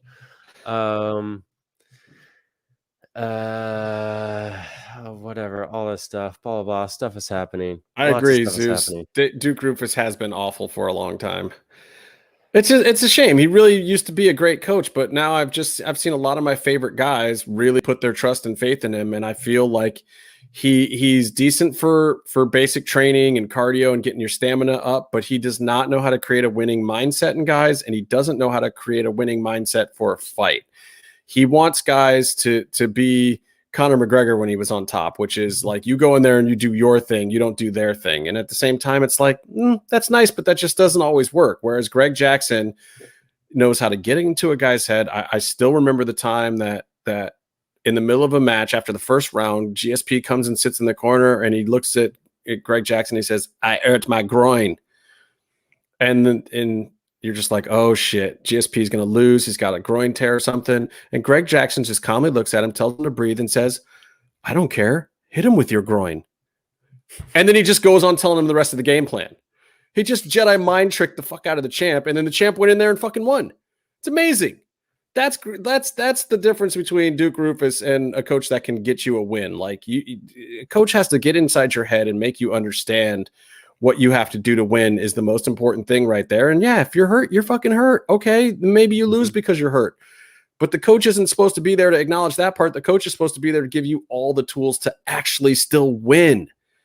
That's the important part. Like if you don't, it's fine. But they can't start acknowledging that stuff or starting trying to work around. It's like, no, the coach should be in there every single second coming up with the game plan to win. It's like even in the fourth quarter of a football game where your team's getting blown out, the coach is still trying to call the right fucking plays. And Duke Rufus just can't seem to do that anymore. So get the fuck out, Duke. That's what I keep saying. I can't tell you how many times. Speaking of which, it was kind of nice to see Dos Santos and Arlovsky popping up with old ATT top mouth over there.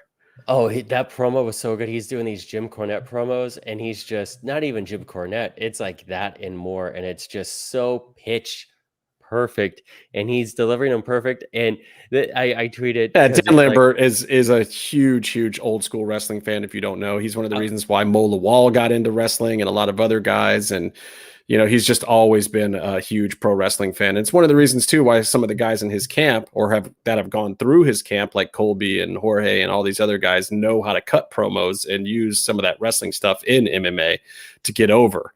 Because Dan Lambert knows that shit and he loves going out and being the heel. It's just amazing. My favorite part of that promo, aside from just the absolute greatness of the promo, which overshadowed everything, even the Archer, whatever, Man of the Year stuff, which I think Jim Ross even was watching that. Like, shouldn't the refs come out and do a pull apart now? Like, they should have. It made everyone look silly afterwards. Anyway, my second favorite part of that promo was the two corpses behind him. In the back of the promo, he's cutting all his shit. AEW fans, you're here because your only other options are to be at home in your mom's basement.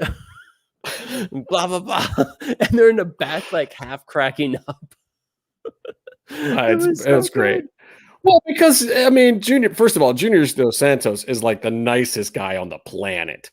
And he brings him out there to be muscle and heat on a heel promo, which is hilarious because he's been a babyface his entire career in the UFC. Even when you like the other guy more, Junior was still a babyface. And Arlovsky is not that far from that either. So he brings out two former UFC heavyweight champions as heaters, but they're standing there the whole time. I mean, they're used to trying to get over or just talk about how good they fight. And, Dan's out here cutting the heel promo of the century. It's fun, funny stuff. All right, Byron, we got to do this. Let's take a quick Yeah. Commercial First of all, let's break, say goodbye. and then Hey, let's come and Texas talk Banger. about Lucha Underground. Texas Banger, thanks for hanging out. Yeah, because he's taking off. I'm the best at this stuff, by the way. Yeah, because he's taking it off. That's when you're supposed to plug their show, Byron. That's when you're supposed to say something Everybody nice about check their out show, which I Mark believe is Out. every Saturday morning. Everyone check out Mark Out Mania. It comes out Saturday mornings, and then you can on demand after that. They do lots of great stuff. Later Pedro. Their shows are great. You know, Now I've never been you run invited the to be on commercial, one. and we come back and we talk about Lucha Underground. So before we go to commercial, what I want to do is I want to ask you, how are your cholesterol levels, Justin? Are they where they need to be, or are they way above them? You know what? I actually just got tested today, and I should be getting the results from Kaiser Permanente any minute now, so I can tell you maybe after the break if my results are in. But you know what would ruin those levels? What would ruin those levels, Justin? Why am I asking you? I'm pressing a button. Something fresh, fried, and crispy would probably ruin those levels. Freshness of the salmon is what really brings you in. It's saying you just bit into something magnificent. I started doing food reviews in my car around 2009, and then my life changed. I'll go just about anywhere to get some good food. I'm only here for one reason and one reason only. That is to devour. That's looking real good right there. Every bite has to be an experience, and I'm gonna take you for that experience. You too. I'm the captain now. You know I'm not leaving until I tell you what my favorite fried food in the city is. It hits all the spots. What I'm looking for is some good chicken and waffles. Let me tell you about this chicken. Mommy, chicken dry? It's dry, we don't want it. So you talking juicy? It's got to be juicy. Is this what you do? I mean, this is what we do. Boom, boom all over the place, boom, boom in my face. It's the most decadent burger that we have ever made. Starts with 1 pound of Wagyu on there, truffle cheese, gold, billionaire bacon on top, big lobster, gold dusted bun. It is the best burger you will ever have. Me and the burger are having a moment. All right, enjoy your burger. All I need for you to do for me is keep it crispy. I had to kiss it. Just give me a moment. I have moments with my food. I love you, man. This is fresh, fried, and crispy. Wanna know why I called it hush puppy? Did you hear me say anything while I was chewing it? Hush puppy.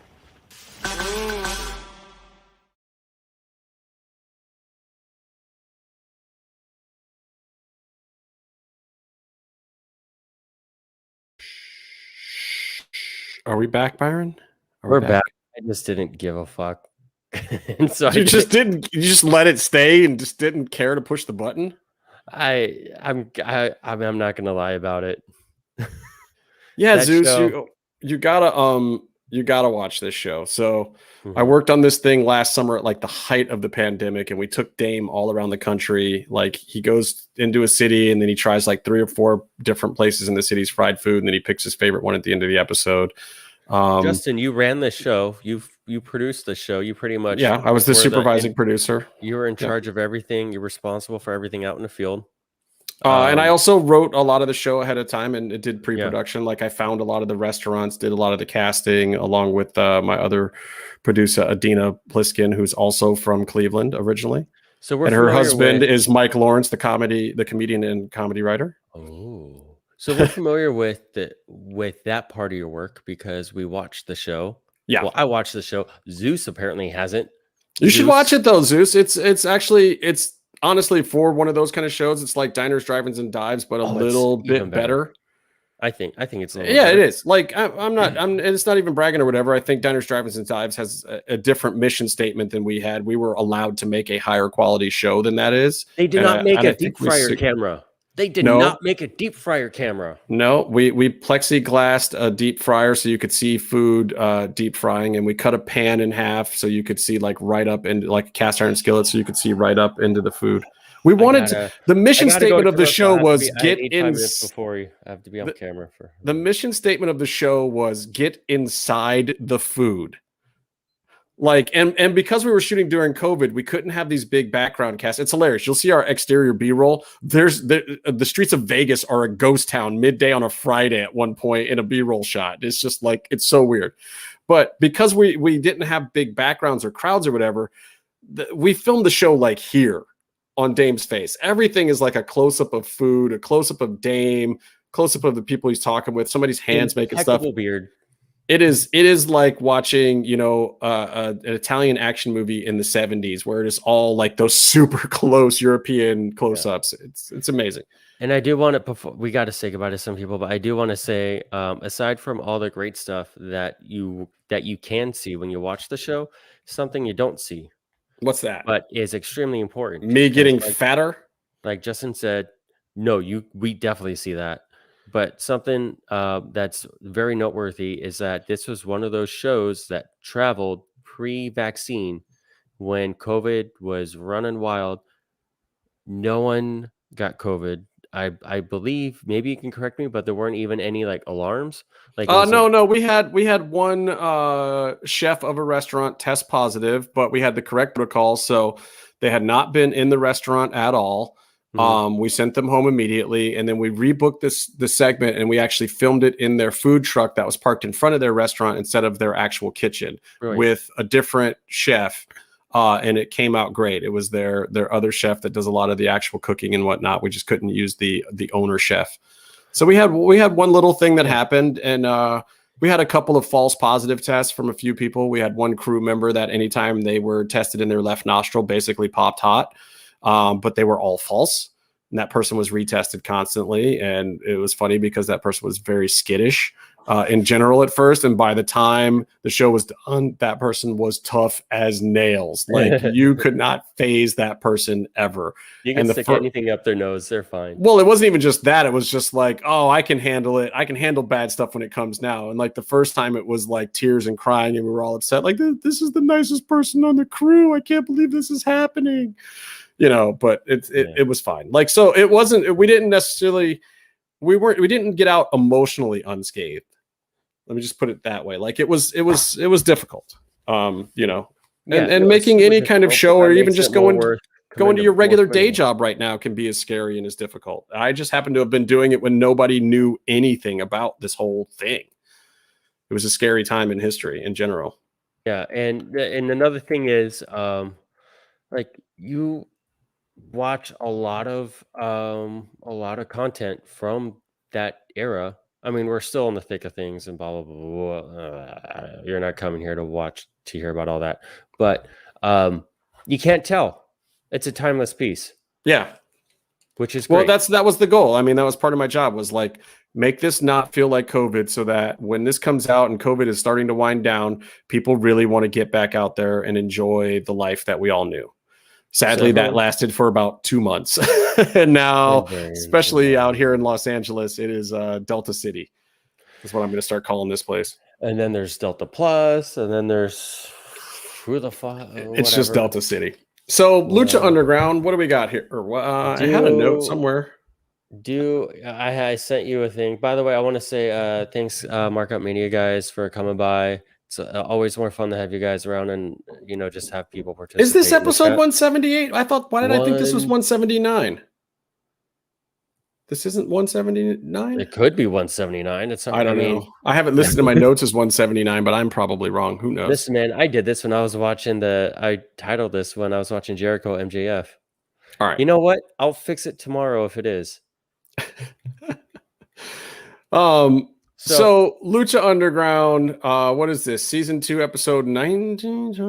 I don't know. I was gonna actually ask because we're over 2 hours if you wanted to skip it. I'm gonna talk about it anyway, and we'll be done fast because vignette number 1, Lotus. If I find out you lied about the whole thing, I'm gonna bring the Black Lotus tribe to kill you and your face.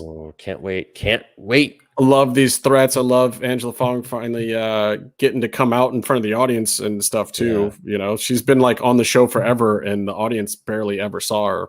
Voodoo Glow Skulls in the House is the band. I know Vampiro was very happy about that, as was I. Great band. They're awesome. I think we ripped off one of their songs in our Lucha update, which is why we can't monetize this podcast. Wow. From La Jolla, California, so, Marty the Moth I also do want to say, by the way, I can't wait for the Black Lotus Trap to show up. Joshi Wrestling is fucking awesome. And if you disagree, you have 3 of the best overall wrestlers in the world show up and have some of the best matches. And 2 of them end up huge stars in WWE afterwards. This is totally why I never get through these things quickly. Anyway, anyway, I love the whole thing. Marty the Moth coming out, creeping out Melissa as usual. We get the kill shot, come out wherever you are bit. Then we get kill shot versus Marty the Moth Martinez. The spear right to the floor from the start. Great stuff. This is a point in time when if you didn't know who Shane Strickland was, Swerve, whatever you want to call him, kill shot, people were taking notice. And I had been a fan for a while. I had seen a lot of his indie stuff. I was super down. I even had one of his old Swerve flat bill hats, which I don't even know where the hell that is anymore. But I was definitely a fan. I'm still pissed that they never made a Swerve mask that I could buy, and no one ever had one. But we could bootleg off of eBay or some, or have a maker like Jade Masks made a Ray mask for me. Yeah, once. But for me, I didn't know who he was, so I saw Killshot show up and be super green and whatever for a season, and Marty also. I saw him be kind of a comedy act for a while, and like this is their coming out party. This is it right here, man, and you're seeing it, and these guys start throwing each other into the cage, and they're just fucking stiff the whole time. And this one ends in the double count out. Killshot almost gets his dog tags back, but Marty absconds with them again. That dirty heel. Vignette number 2, Mr. Cisco in the lockup with Detective Reyes, Penis Guy, and Captain Hotness. Captain Hotness. Yeah. Shout out to Carmen Perez, who is a successful working actor far, far away from us. Do you want to come on the show?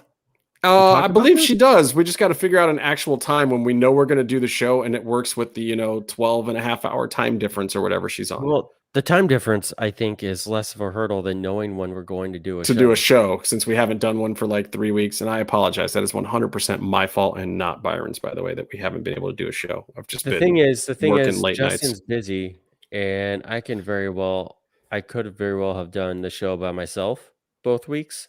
You could have gotten Meefloaf and like recorded something during the day. No. Okay. Everyone just kind of fucks off, but no one wants to hear a solo show with me, and I am in that group. So right. Okay. Well. So anyway, Mr. Cisco's in lockup and he's getting the business from all the detectives. But Cabinet Hotness has a few interesting things to say here. She's trying to turn his head on Dario Cueto, but then she also says, flat out, she believes that Dario Cueto is the linchpin to the end of days. This is the very first time we've heard any mention in this show of the fucking apocalypse. So you see Mr. Cisco's face.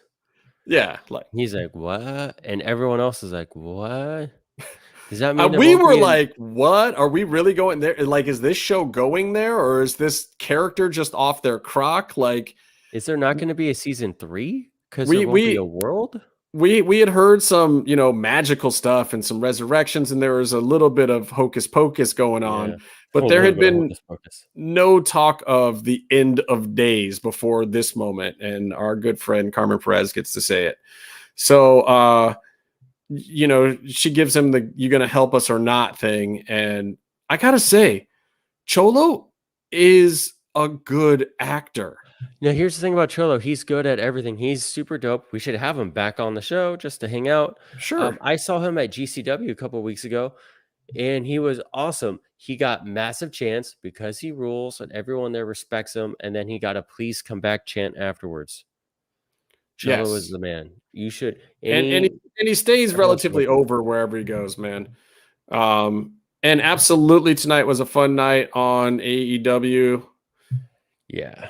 That was a good match. That was a good match. It's also great. That was a good match. I'll tell you what, like Byron and I were talking about the match that Thunder Rosa had tonight down in Texas, and it started off a little bit rough because I think Thunder Rosa runs the ropes faster in general. Yeah, I kind of feel like the crowd also was super hot when she came out, and she wanted to work a match that fed into that. Right. And it was just and both. But this of us, is the sign of a great text each performer. other at the same time. We're like, Penelope Ford is not keeping up right now. Right. But I also texted Byron. I'm like, man, I hope Thunder Rosa goes to the mat work and starts doing this and this and this. And it's like, I swear to God, she heard me, because 3.5 seconds later, the whole match turns to fucking fire. And she's doing like all the right stuff and carrying the whole goddamn thing and just putting on a great show. Super duper fun stuff tonight from Thunder Rosa on AEW Dynamite. Can I call it Dynamite? Yeah, No? you're between the two of us. I think you're the one who can. Dynamite. I can do that. Yeah, I think though. I mean, this is something that sort of I noticed when. I mean, we're big fans of Thunder Rosa. Just if you know her, if you talk to her for 5 minutes, you can tell the work ethic, and you know that if she's not a big star in this moment, she will be in tomorrow, because she's gonna get herself there one way or the other. And when she signed to NWA, she wasn't on TV, but she was working her ass off everywhere else. And then the second she got on NWA, it was like huge. She was like way above everyone else there. It looked like the way she carried herself, and it's like, this is a big star, like, oh, this was a huge find. If you're, trying to sign people to your roster, here's someone no one else was noticing, and they're extremely valuable. And then the same thing happened when she just showed up to AEW. Here's someone coming in, and as soon as they start doing stuff for you, she's already like a massive star with one promo, and she doesn't even work for the company. And now they have her signed, and she's integrated into their programs. And now that she's signed, they can invest in her even more than they already were. They already given her t-shirts before she worked for them. It's an amazing trajectory, because she was working for them. She just wasn't a contract player for them. Yeah, but I'm kind of referring to that like, you make it sound like she was doing this shit pro bono. I hope she was getting paid for those matches, making them money. Oh yeah, I want to get to that thing Brian just posted, but I was just referring to like with we'll get to it, Byron.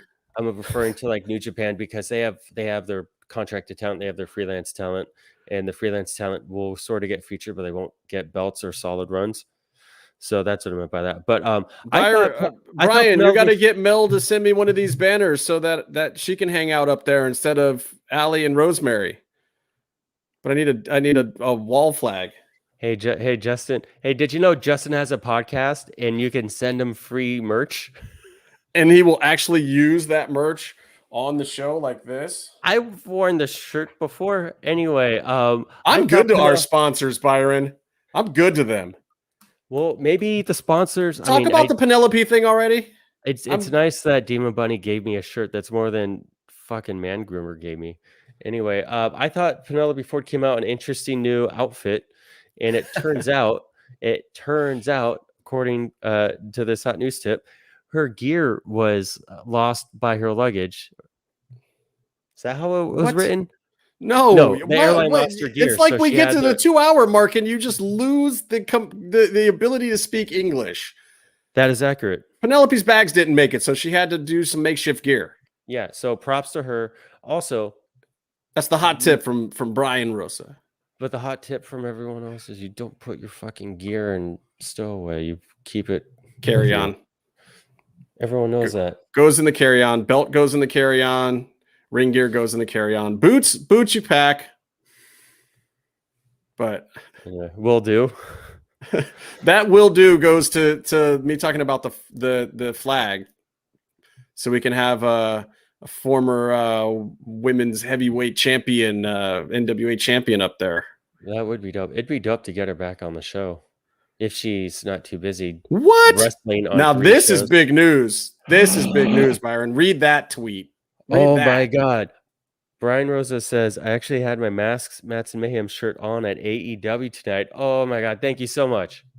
See, that's badass, dude, right there. The only thing more badass was probably the one-time Striker Award on television. Was that true? Because he wore it through the whole episode. Cool. He gave a shout out to other podcasts, but he wore our shirt. Thanks for wearing our shirt. That seems like a very Striker thing to do. Thanks, Matt. But Brian, that's a real homie right there. That's a solid homie right there. Get us all hooked up out there. Hey, since we're talking to you, Brian, and we're way off topic to what we're supposed to be talking about. I know exactly what we're supposed to be talking about. Is there any Mission Pro stuff that you want to promote? Upcoming show, upcoming thing? You just did another taco festival. That all those shows look so much fun. We got to go to them, Justin. No doubt. Last time we went to a show, though, you got COVID. So I think it's more on you. Like, can you handle going to shows? Yes, I went to GCW and I did not get COVID from that one. So that you know of. My percentage. I mean, I might have gotten hepatitis, but I did not get. I'm almost sure that you did. No, look, we're gonna start going to shows again. We just, you just need a job and some money, and then because I can't be your money mark. This Friday in San Antonio, Mission Pro Wrestling. Get your tickets now. Are there still tickets available? And it's on title match, right? I believe that is where it all goes down. That's where I've been watching Mission Pro. They're fun shows. You got to watch them. I mean, it's great to support women's wrestling, but aside from that, they're talented people and they're putting on great shows. Check them out.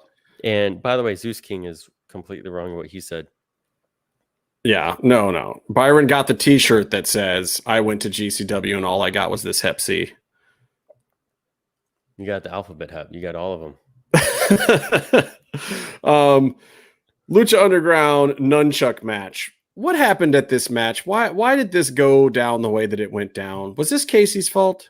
They cut it out, but there was a spot where nunchucks and people were climbing on things and they fell. So Casey got it, and instead of throwing to the hero of the match, he threw it to Jack, the bad guy. Wait, how is Jack not the hero of the match? He's the Dragon Slayer. There was a dragon in the match. Jack Evans from the heavens.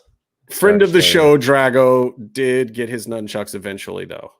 Yeah, it was a fun match, but it was also a bit of chaos. He also had the Darewolf in there, who is a nunchuck master. Obviously, he's a very talented performer. I unfollowed him recently on Twitter because I was tired of that nonsense. Wow, it's like that, huh? You know what's funny? Someone did one of those engagement tweets where, like,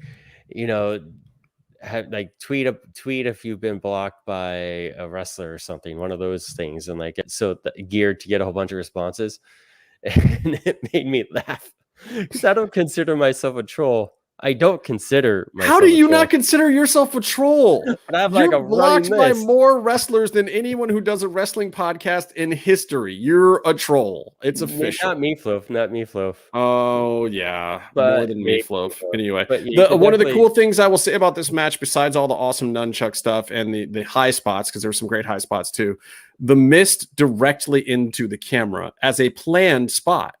Yeah. How has no one done that before? That was really awesome.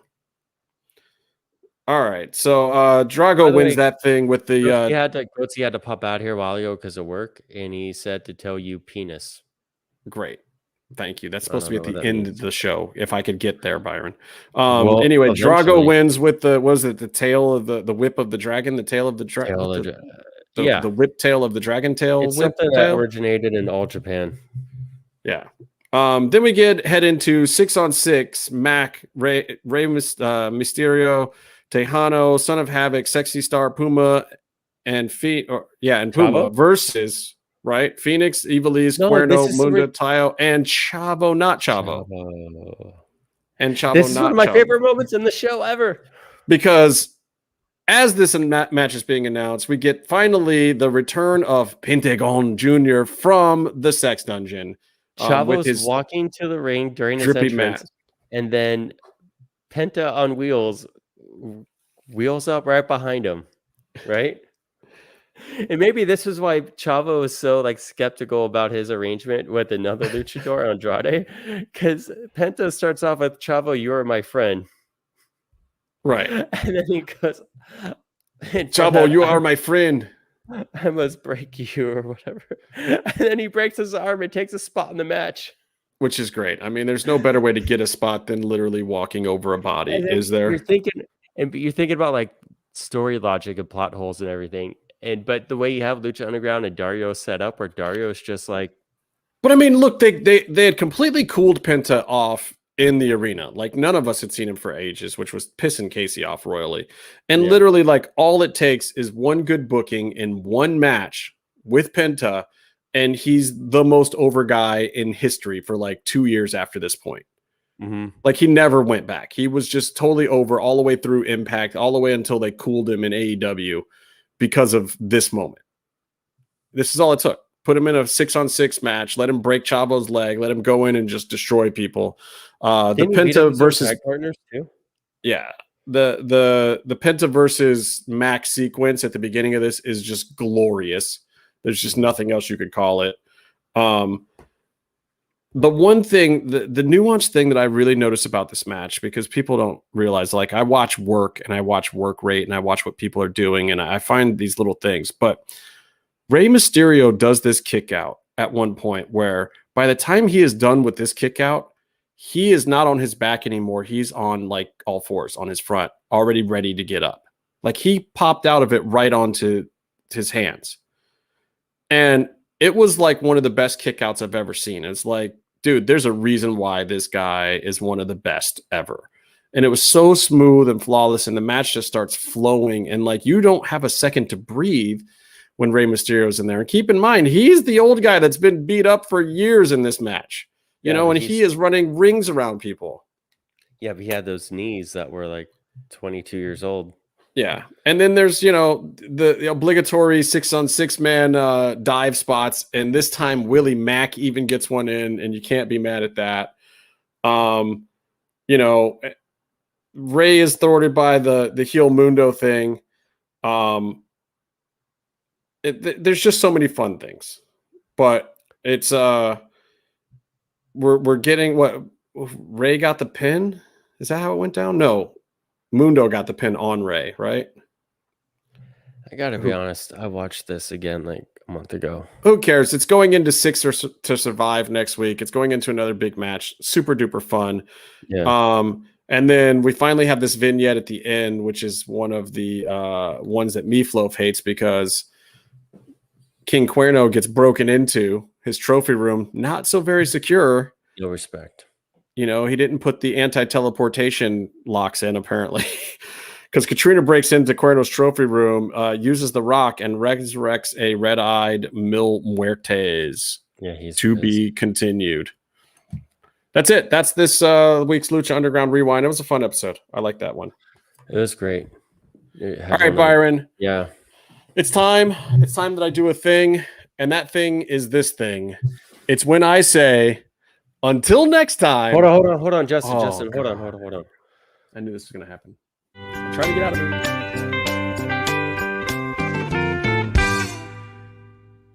Until next time. Until next time. Okay. So that's a botch. I was until next time. Stay in the mix. I was trying to unmute you, but I can't unmute you because of rules. Anyways, go ahead. No, so I'm supposed to say, and until next time, stay calm and stay in the mix. Penis, and then you hit the button. Nice work. We run a tight ship around.